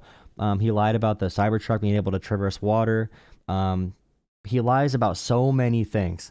And every lie is aimed to increase or decrease the Tesla stock price. He uses Bitcoin and used Dogecoin and meme coins also to boost his Tesla stock and other assets he has, boosting shit coins and pumping and dumping those before it was cool to do all these rug pulls. He was the originator of the crypto scams, and people don't even realize how much wealth he has tracked to those ventures of just lying his ass off. Tesla is built on hopes and dreams in their stock. That's why it's probably crashing down even more so. I mean, it was at an all-time high because Trump won, and Trump was like, and Tesla's connected to Elon. But like, just someone that lies so freaking much. Elon just recently said on an earnings call, I'm pretty sure he said on an earnings call that Tesla stock can like multiply by like 2,000 or something like crazy. He said Tesla can be the most rich, it could be the most wealthy country, or the most wealthy company in global history. He said it could be like Google plus Apple plus everything, plus Microsoft. Like, he lies about everything, bro. He's a serial liar. He always has been. He even lied to liberals. That's why he like seemed pro-Obama. Like Barack Obama, he is the one that gave, like saved Elon Musk companies. Like Musk got billions and billions and billions in tax dollars for SpaceX. And right now, he is doing that again with China, and he's replacing our system with SpaceX. It's all self-serving. He's such a manipulator. But people believe him. They believe him because they think there's this thing around, like that guy was trying to bring up. What if you make a lemonade stand and you work hard? That's not how these people get freaking rich. They get rich from being slimy. He's always the spokesperson in the businesses. He's never building the business. It's like Trump's art of a deal. There's no deal-making capability in that tiny school, in that tiny head, that tiny brain. They write these books to build this allure around them that's not real, to build this mythos that there's some type of superhuman negotiators and company builders when there's other people building the damn companies. They're just the speakers that manipulate you dumbasses because they can dumb it down for you. Look at Musk's talk.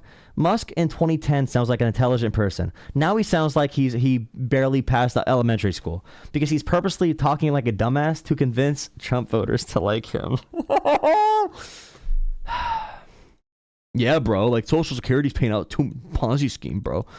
Like he literally is doing that on purpose to manipulate you guys because he knows you guys talk like that. Oh God, I don't know if I can keep going. Thank you for the likes and subscriptions and donations. Remember, the 14th Amendment does apply to all people, not just citizens. Mitchell. Thank you again, RJ. Thank you, Deep State. Thank you, everyone that donated. Thank you, Yellow3 in chat. Thank you, Sri. Thank you, everyone. Thank you so much for all the donations. You guys are awesome. Keeping this channel going. Really, really awesome. Thank you. Really do appreciate it. Where's my rap at? I want to listen to my rap again. My rap that I did for the one guy that was mad at me. You are a freeloader. You're a freeloader, dude. You're a freeloader. You're a freeloader, dude. Okay. You're a freeloader. When did I rap? How long ago was that? Sleep during. Not that guy. No. Sir, you're driving a dumb electric car. Are you a Where is liberal? it? I'm confused. So you I have no purpose. Yeah, so explain that. It's due process, Mitchell, and also your mom.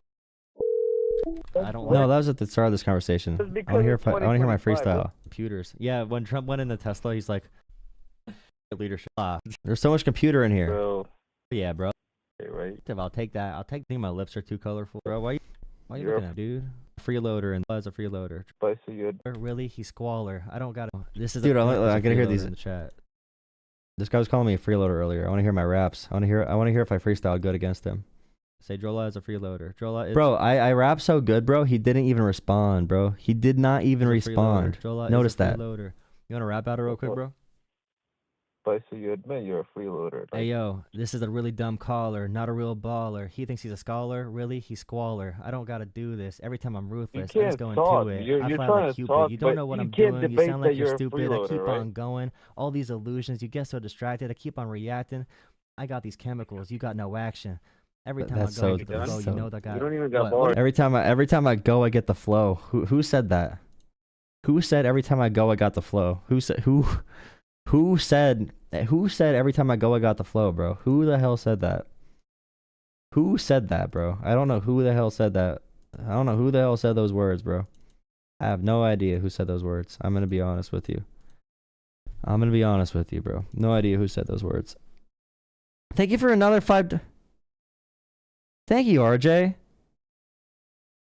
$5 from my cousin. Thank you, man. Thank you so much. Thank you, guys. You guys are awesome. Yeah, that's awesome. Thank you, guys. Thank you. Now I gotta keep going. Jolah is slowly getting me used to rap. No, honestly, that's not a bad freestyle though. Like, with no thought, that's not a bad freestyle.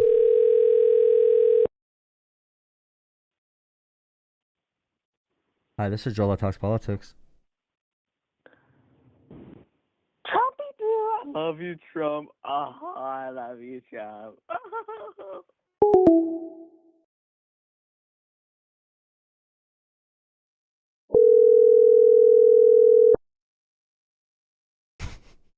I'm happy the kids are still talking and making jokes. I'm happy they're still doing that. They're gonna be. Thank you, Shadow Henge, for $20. Thank you, Shadow. You're new, I think. Thank you, Shadow.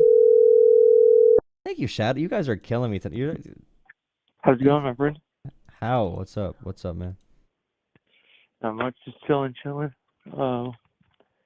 You've been getting some pretty good ones tonight, huh?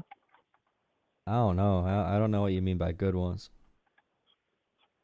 The overall entertainment value has been higher than normal. My what? But I said the overall entertainment value has been higher than normal.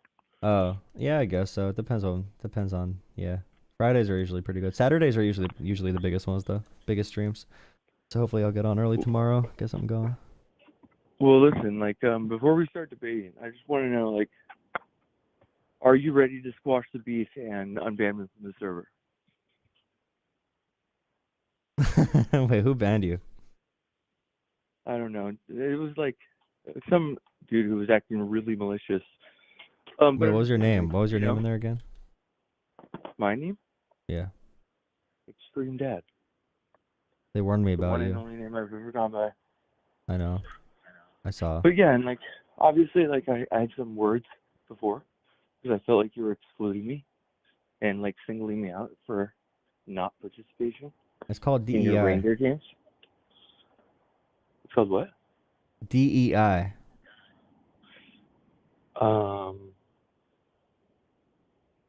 What's DEI stand for exactly?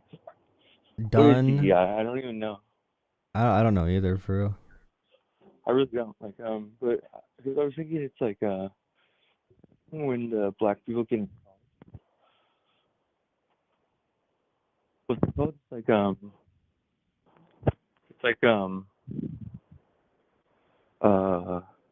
don't know. That's what I thought DEI is. DEI is they want black women to fly the airplane, right? Yeah. I mean, that's what it boils down to at the end of the day, I think. Ew, More. never mind. Ew. That's not even entertaining, bro. I don't want to talk to a chronically online guy. He a fan. Okay, thank you for $20 again, Shadow. Shadow the Hedgehog. Hello. Speaking of Shadow the Hedgehog, how's it going? I'm sorry. Can you say that again? Hi. How's it going? It's going great. How are you? Are you?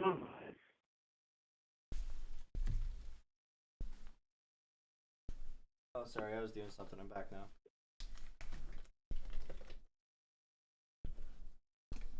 I'm back now. I'm sorry. Do you hear me? I'm back. Yeah, I can hear you. Thank you for $10. I don't know if you want me to say your name, but initials EB. Thank you so much. The guy who got converted by watching Trump and Elon in a long form video essay is brainwashed. I've watched them too. They're just pro deflectors. Elon long form video. I'll have to go check that out. Thank you for the donation. Thank you so much. I'll have to check that out then. But yeah, go ahead. Whatever you want to talk about. What the hell are you doing, man? This makes no fucking sense at all. That was fucking crazy. What's going on? Okay, so you want... Never mind. This is fucking dumb as fuck.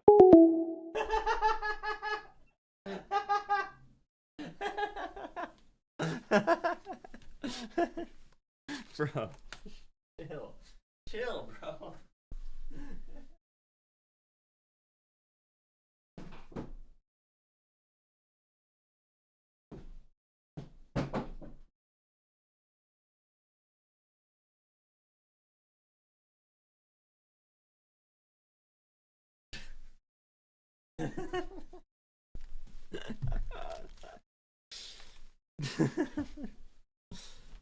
What's that guy's problem, bro? What's that guy's problem, bro? What's that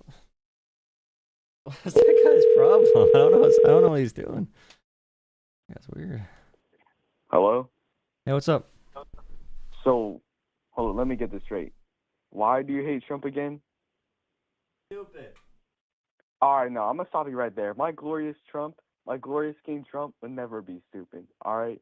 He's the smartest person. He's the smartest person to ever be on this planet.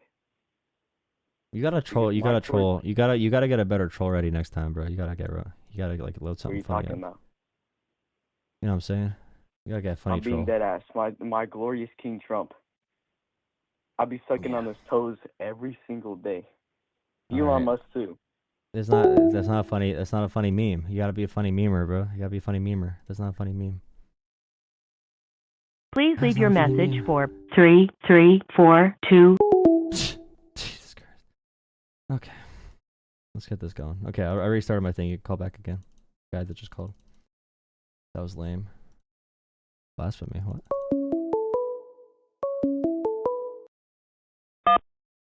Call Howdy. from Pristine Soft Water. Howdy. Can you hear me?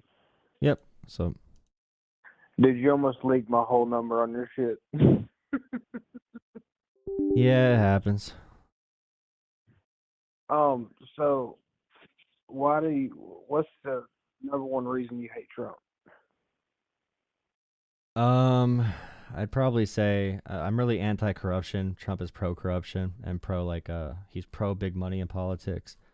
I think Democrats are too, to an extent, but Democrats are much better. Even if I think Trump is bad, or even if I think they're bad, Trump's way worse on that issue. And also, just defying the Constitution and not caring about other people, like other human beings. So would you say you're a libertarian? Or like No, independent? I mean I'm definitely on the left-leaning side, but I'm an independent. I need to be a Democrat for political purposes in the two-party system, but I probably would not be in there. Like, there's a lot of Democrats I would not agree with, for sure. See, I think we ought to do away with the two-party. I think it ought to just be you're voting for the policy and the person. You know what I'm saying? But I think that would help. I'm curious to know, like, because I see, like, I live in Alabama. A lot of people love Trump. And then you go up north, and it's like 50-50, and then certain states is like they hate Trump. But it's like he did away with the department, or he's trying to do away with the Department of Education, and that's a huge thing. A lot of Democrats are for it. He's trying to do away with federal income tax. Actually, like 70% of Americans are against doing that. Like, what do you think they do? What, the Department of Education? Yeah, like what do you think their job is? Basically, from my understanding, it's like writing the baseline for education, like the different levels K through 12. So I would say that states handle all of that. Department of Education handles mostly like grants and like helping low income areas have funding, and also like disabled or students with disabilities. I mean, helping get resources in place for those students and helping just like anyone that has a lack of access to education get access. But states set every single point of curriculum. Like anything that's in a school or any baseline of education is 100% set by the state. Okay, so I didn't know that. I don't even know if it'll get passed. You know, he can write the bill, but eventually it has to get passed. Yeah, through Congress for sure. Yeah. But I don't know. What about he's trying to do away with federal income tax and roll in the tariffs, which tariffs could have a very negative impact on the global economy and just America's economy in general. But it's going to drive different countries to want to build factories here, which in return drives up the jobs that are available. And eventually, I think within a couple of years, depending on the tariff percentages and how well it does, you know, we could be a very rich country again and not have to pay federal income tax. Just completely do away with the IRS. So America has only grew by having federal income tax. We actually started doing federal income tax after the Great Depression because tariffs did not work. So we did tariffs actually that helped lead us to the Great Depression, and federal income tax was part of the solution to getting us out of the Great Depression. But what about the cost of living? That could be increasing like housing supply would definitely be beneficial. Helping workers get higher wages, that kind of stuff. But like tariffs, the reason we have like a income tax or federal It's because we have a progressive. So like, if you make more money, you pay more. But if we go to tariffs, it works the same way as a sales tax does. So like, they call it regressive because a person that makes like $50 billion will pay the same taxes as you do, or maybe even less. And like with a federal income tax, we could tax with our progressive system. We could tax really wealthy people more than what we tax like working class people. And see, I somewhat agree, but then again, I disagree because imagine if you were Jeff Bezos, right? And everybody can look now like, oh man, that guy's a billionaire. He's got it all. But like, what did he have to do? How many risks did he have to take? Same with Mark Zuckerberg, same with Elon Musk, same with Mark Cuban. Any of the billionaires today took huge, massive risks, but they knew how to network. So it's like you're penalizing somebody for being a billionaire just because they took a lot of risks, ate peanut butter sandwiches for who knows how long. We're that's very not really. frugal. That's what working class people need to do. Billionaires like move financial assets around. Like I'm sure billionaires, you have a lot of billionaires that work hard for sure, but I know people taking real risks every day with actual jobs where they're not billionaires. And I think it's more than reasonable to say that rich people pay a little bit more in taxes, so working class people have a shot to have a decent life and they don't have to freaking live in poverty or worrying about where their kid's going to get their next meal or if their kid's going to have health care. So like we could tax rich people at a very, very minor rate, a little bit higher, and that'll help all of society function better and give a chance for the guys at the bottom to still be successful, is what I would say. Right. I think And they benefit from the system, right? I think they should pay back into the system that allowed them to be successful. They should pay back into that same system and be proud of it. It should be patriotic. It should be patriotic for them to pay taxes that help Americans, I think. So what percentage would you say? Like if you were the signer off to make it is what it is, what would you say their percentage would be? Would you do it? Would you classify it as like cash flowing real estate properties? Like, say, you have one billionaire that owns a bunch of real estate? Because, like, how would you do that? I would focus right now on trust busting, breaking up the company so they can't have monopolies, because right now they have too many monopolies. That's my biggest thing right now. Yeah, I agree. Tax policy is hard. But the thing with, like, a lot of wealth is if someone has a lot of wealth, they're going to be able to form a monopoly eventually because the wealth gives them access to power. And, like, when you're and most wealth in America, like most rich people, actually are born to rich families. So it's very predictive. If you're born like poor, there's a good chance you're gonna stay poor. And same if you're born rich. So I want to make it more that like it's based off your individual merit. Like if your parents work hard, you could have somewhat of a boost. But like one big stat that I look at, and I have like a master's in public policy, so I look a lot through policy information. Is that one big thing. The American dream is actually more alive in European countries. The chances you go from poor to rich and rich to poor in Europe is a lot higher than in America. In America, you're likely to stay at the top or stay at the bottom, so it's not that merit based. So I want a system that's more based on how hard you work, based on like where you get success wise, and not just based on who your dad is or who your friends are. Now, what do you think about crypto? Trump's pro crypto, and I think cryptos could be the reset that America needs, because I don't see, like, I work in a trade. I'm an electrician by trade, and we deal with pretty dangerous stuff every day. And plumbers, which they have to be licensed, yes, but they make more than electricians, and like the trades, they don't hardly make anything. And it's just crazy. Like, I don't see how back in the day, 100 years from ago, you could buy a house for maybe 15 grand, 20 grand. Today it's 300. Well, you know what I'm saying? We don't need a great reset. Like, crypto is a scam by the ultra wealthy. It's a scam. It's 100% a scam. And when you say like we need a great reset or some type of reset in America, I would say we have a lot more money in America than other countries do. We've been the richest country in the world for like 50 years now, or maybe even longer.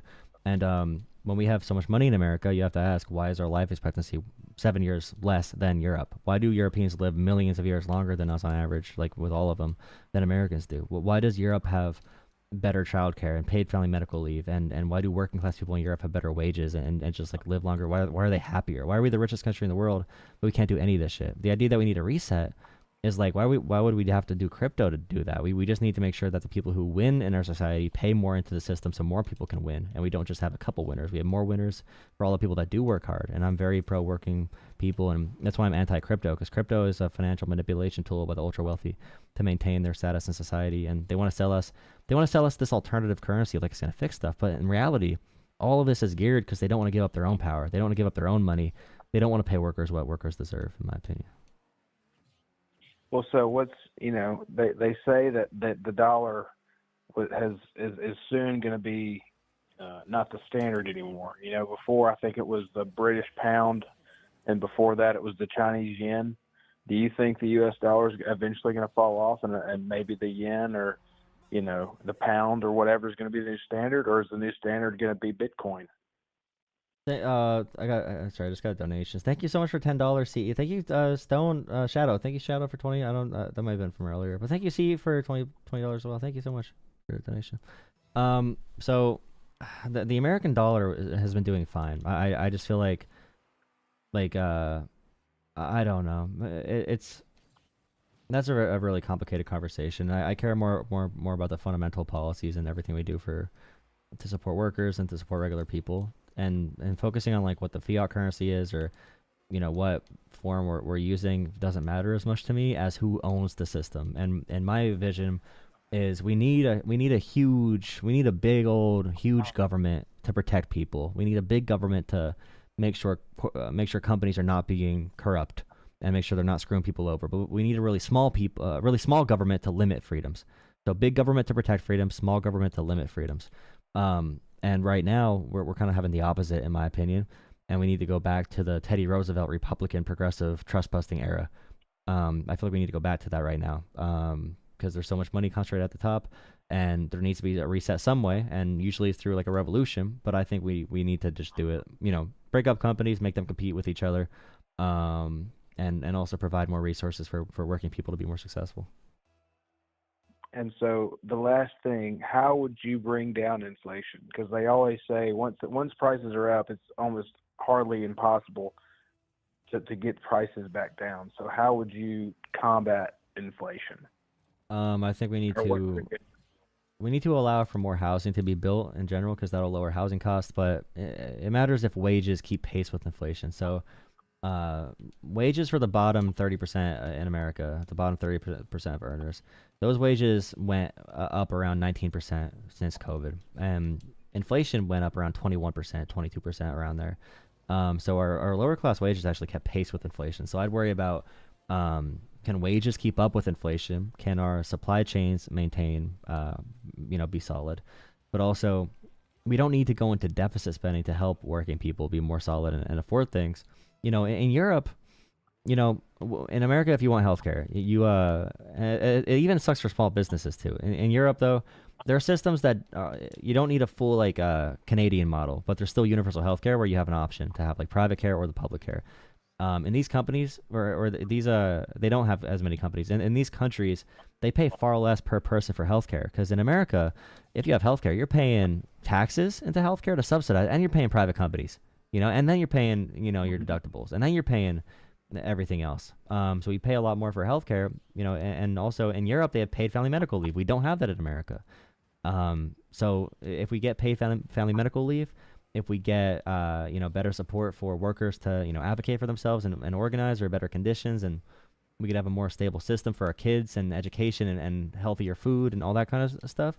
That's the way we can invest, as a collective and make things better. Like the New Deal era type of growth that we did after World War II, we can do that in a way that doesn't allow like big government to take over in an authoritarian way. It still puts our communities in charge, but it makes sure that the resources in our society aren't just held by like a couple kings, because we're against kings in America. So I just believe there's a way we can reconstruct society in a way that still allows for the markets to function, still allows for like basic benefits and all that kind of stuff. Or like winners and losers in the economy, whatever you want to say for that. But losing in the economy should not mean you don't have healthcare. Losing should not mean you don't have a safe life. And when you do well in America, you should not get punished for it. And I feel like working class people in America too often blame themselves for the condition they're in, when in reality we're being strapped down by the people that are in control of the economy and in control of the politics, and the big money corrupts as well. So Yeah, get money out of politics, trust bust. And like I said before, big government to protect people, small government to restrict people. All right. Well, it was good talking to you, man. I appreciate you taking the call. All right, yeah, I appreciate the call. I hope to see you around the channel, man. Oh, yeah. Bye. All right, have a good night. I'm totally making my Rocket League teammate mad right now. My audio chat, my chat is definitely on right now, so he could just hear me, bro.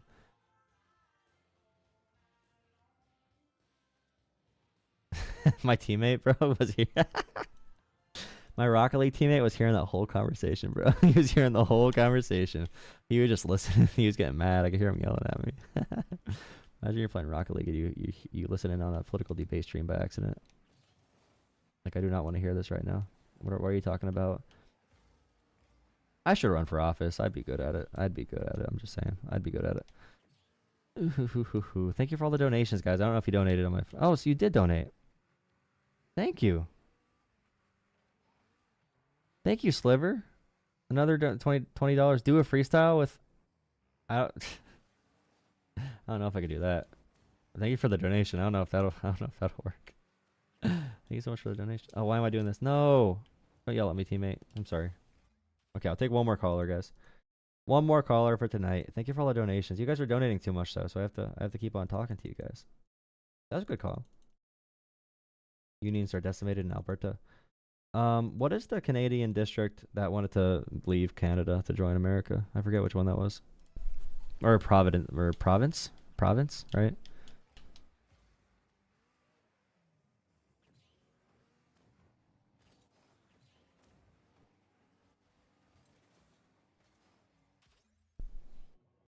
Wait, here you go. See, I like the last caller too. I like the last caller because that's just the normal guy. Hey, we're just talking about life. Yeah. What's up, man? All right, I have a question. Okay, what is your question? So I'm like kind of new to this. What even is the political economic state of the world? What is that? What is the political economic state of the world? How do I answer that question? I don't know. What is it? It's bad, dude. Crazy. Complicated.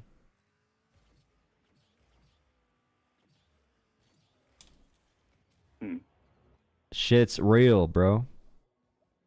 So, what's shit? Can you like keep talking? Why? Do you want to hear my voice? Are you one of those? No. Just keep talking. Nah, bro, I can't do that. I feel like you're doing something weird right now, bro. What's your What do you opinion? mean? What's your opinion on what are they called? Twinkies, the candy. Is that? On Twinkies? Yeah, is that they're called? Yeah, I'm not saying this. I'm not Twinkies. saying a bad word. I'm not saying the anti. I'm not saying the homophobic word. I'm saying the candy. Is that what the food's called though? Oh yeah, it's called Twinkies. What are they? Can you describe what they are? They're like, I've only had one once. They tasted so bad. It's like eating Really? plastic. Yeah. Like plastic. Yeah. You ever have one of those like honey buns at the, or like nutty button? Yeah. What about Nutty Buddies? You like Nutty? Oh, you left. What? Why are you leaving, bro? I want to hear about your. I want to talk about Twinkies and Nutty Buddies, bro. There's nothing weird about Twinkies or Nutty Buddies. Like, they're called Nutty Buddies, right? Yeah, Twinkies and then Nutty Buddies. I'm not going crazy, right? Those are the two candies. Yeah, Twinkies and Nutty Buddies. Like, I'm telling you, that's what they're actually called. It's not weird. Alberta, it is. Twinkies and Nutty Buddies. Or I'm glad we're on the same page, but like.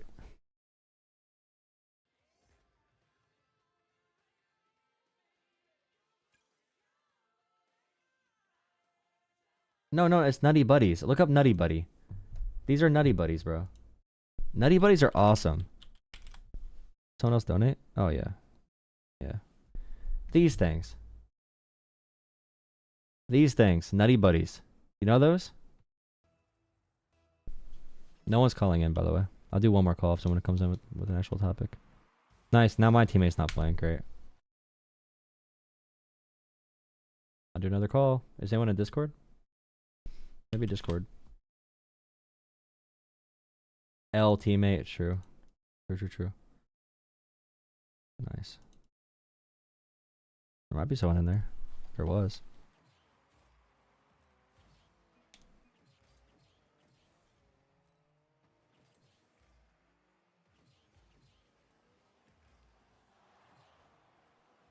No one is calling. Ooh, I'm gonna get McDonald's tonight, guys. You guys bought me McDonald's tonight, guys. Thank you guys for McDonald's. Yeah, dude, I'm getting some 2 a.m. McDonald's, bro. 2 a.m. McDonald's. How are you guys doing? How was the stream tonight? How are you guys feeling? Hopefully we could do a big stream tomorrow. I'm hoping to get some good viewers coming through tomorrow.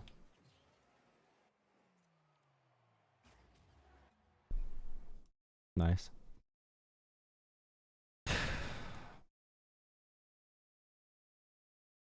It feels good to be part of a community again. What do you mean? What's the new total? Oh yeah, I have to update it. Thank you. Crap. The totals, we're above the goal is 250 for the weekend. I think we're at like 270 now. So thank you guys. I'll have to move it up tomorrow, dude. That'll be 200. I'm just kidding. What time tomorrow? Officially, I want to say 9, but I am late often, so sometime between 9 p.m. and 10 p.m. Eastern time. Probably start. There's a chance I stream during the day, but that's a bonus stream. That's not really a real stream, so I don't really talk about those. Sometimes I'll just be bored. Sometimes I get bored, okay, and I just go live in the middle of the day, but usually around 9 or 10 p.m. Eastern time, typically. I'll definitely be on by 10. Bring tallow back. If you think beef tallow's healthy, you're stupid. Or I mean healthier than friggin' seed oils. We gotta eat the beef tallow, bro. 100% your fault. Wait, who's the guy that said you're in a community? This ain't no community. This is. Oh, join the Discord. We have to put the Discord in chat. I don't know if anyone's gonna call. I think. Oh wait, one more person called. I think. Can someone put the Discord in chat?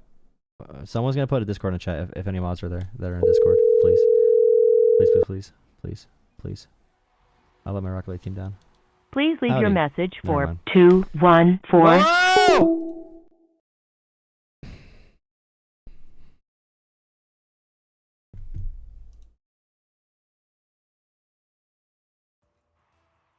Who did that, bro? This is crazy. Are you calling?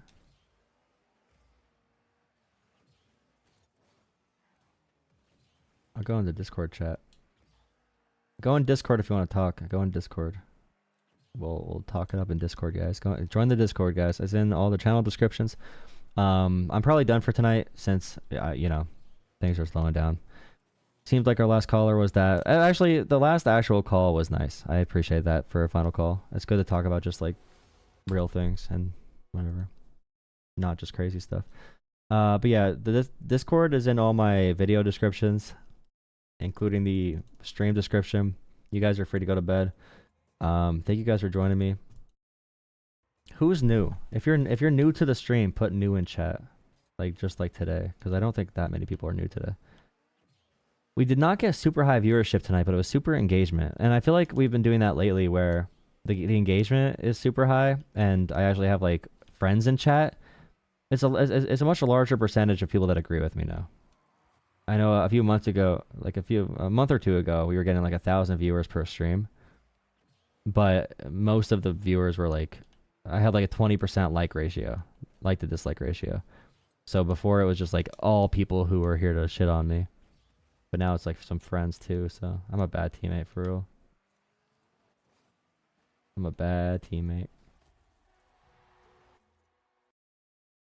Local stunts. Thank you guys for watching. Thank you guys. New. Oh, there's a lot of new ones. Nice. Hell yeah. Happy you guys got to see a lot of it. You followed a bit though. Cool.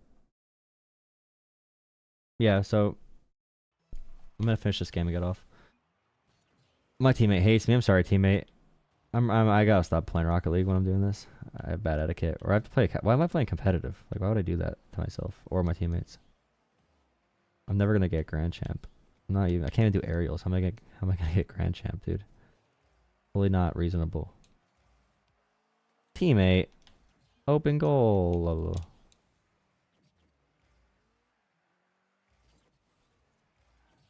Look at that pass.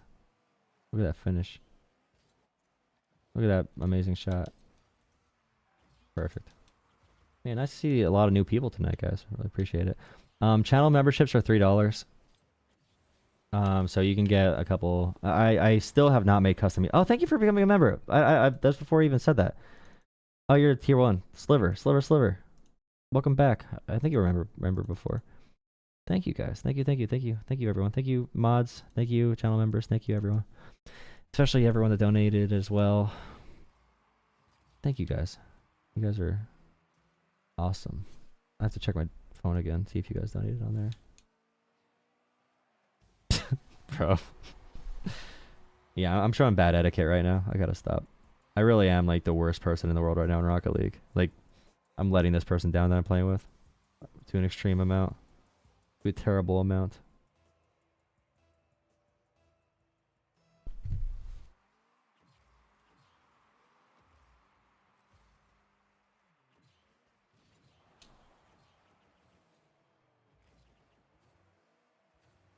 He missed it, yay.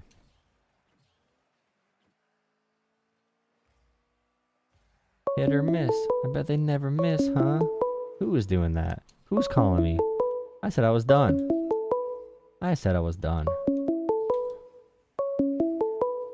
Oh no. Yeah, teammate. Call from. Hi. Make America great again, my guy.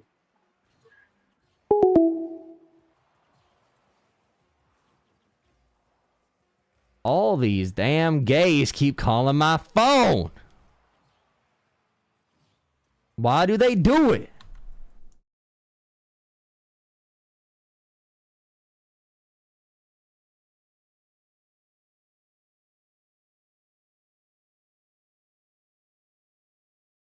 Thank you, Avery. Supported here. Thank you. Yeah, channel memberships are $3. Go to bed. They think, yeah, they're so smart. They are so smart. He's a Russian asset. True. Ooh, I love chugging red dye 40. I actually just got the red 40 dye, bro. I got it just to chug it, bro. It's so delicious.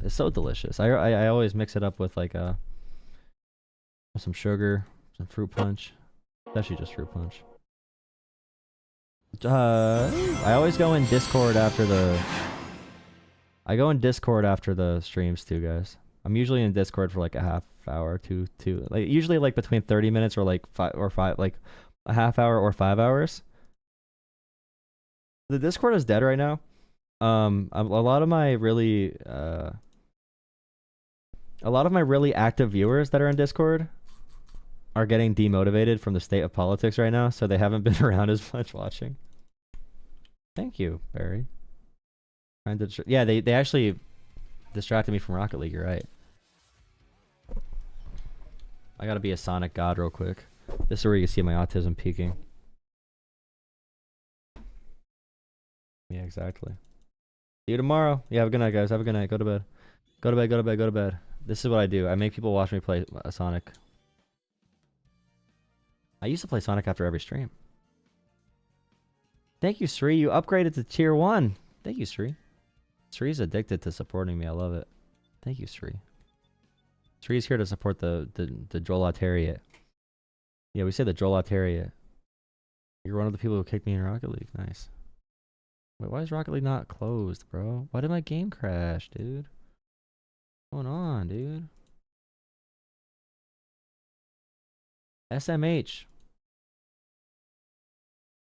Boo, this guy stinks. Finally a good meme by a Trump supporter. Holy crap, you Trump supporters suck sometimes.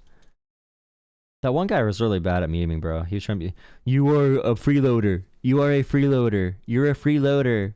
You are a freeloader.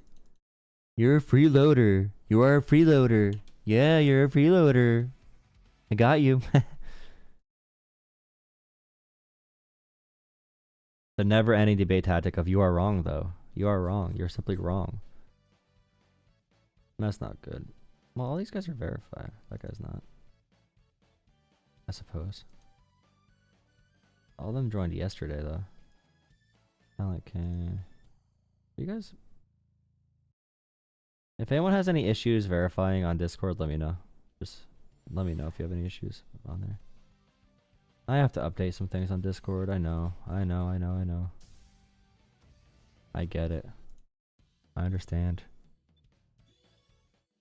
Come on, let me do one little Sonic race. One little Sonic race. Never mind. Good night. My Sonic keeps on crashing. They don't want me to play Sonic. Alright guys, have a good night. Thank you for dropping a like, subscribing. Thank you for all the new viewers and members and all that kind of stuff. Thank you. Really appreciate it. I really do appreciate it. Thank you. Thank you. Thank you guys. Thank you. You guys are the best. The weekend goal, I added up the numbers on my whatever. We already hit the weekend goal, 280 out of 250. And that's on Cash App and Venmo and PayPal. Best ways to donate are through those means, to Jolah Politics, or through coffee. The coffee link works for credit cards and stuff too if you want to donate through those means. I'll set a new weekend goal tomorrow, but like I said before, if you guys are available, if you have the funds and you want to donate, thank you so much. I really do appreciate it. As you know, I am a poor boy. I did start from a poor. I'm not like those other girls. I'm not you know, I said this the other night, but many people that do media on the left are from either California, New York, or Massachusetts. Largely, they do fit the coastal elite stereotype. So I do appreciate you supporting me. And what I do here, like I said, I was born in around all the drugs and stuff in a rural area in rural America, Appalachia. I could be the anti-JD Vance, guys. I'll be the anti-JD Vance. All right. One more time. Jolah Politics. You can see it on the screen for Cash App, PayPal, or Venmo if you want to support the show. Remember, I do run 2 streams at all times. So I have the shorts stream and I have the horizontal stream on the same channel, Jolah Talks Politics. So if you want to have a more calm chat and the full screen, you can go to the other chat, the horizontal chat. If you want a more combative experience, like a TikTok experience, go to YouTube Shorts. That's always going to be the more fun chat, the more aggressive chat. Obviously, it's going to have more people in it. Most of the viewership comes from YouTube Shorts and people just like swiping through it. And that's why we do it here, like a little radio show. Thank you for joining me. Thank you for joining Discord. Thank you for everything. See you guys tomorrow around 9 or 10 p.m. Eastern time. Thank you, Epoch, earlier for the fact check. I'll make sure. I have to get all the... I keep saying this, but I have to get the sources together, so I don't need to look it up as I'm talking to people. Because I know they are predictable. I did not get that many DEI conversations. I wanted more DEI conversations tonight. More aggressive DEI. I guess there's only so much you can say. But I like when we have these conversations, they admit they're wrong once I tell them what it actually is. It's almost like once they realize, oh shit, like what I'm saying right now makes zero sense, they back off the point. Like,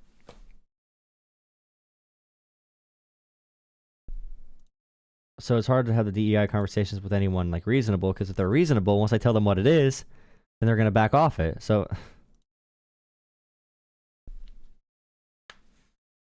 yeah, I know. And they always compare DEI to something that it's not. They always have analogies. They it's not even hypotheticals. They hate hypotheticals. They love analogies. That like, God, dude. DEI is BS. Equality versus equity. They're both good things.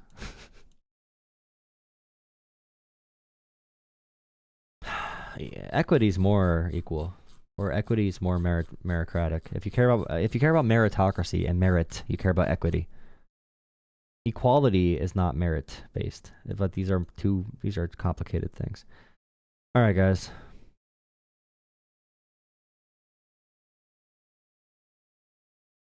Have a good night. Thank you guys again. See you guys tomorrow. Join Discord for updates. Thank you, everyone. I see everyone in chat. There's so many people now. It's hard for me to go through everyone's names, but thank you guys. Thank you. Thank you. Thank you.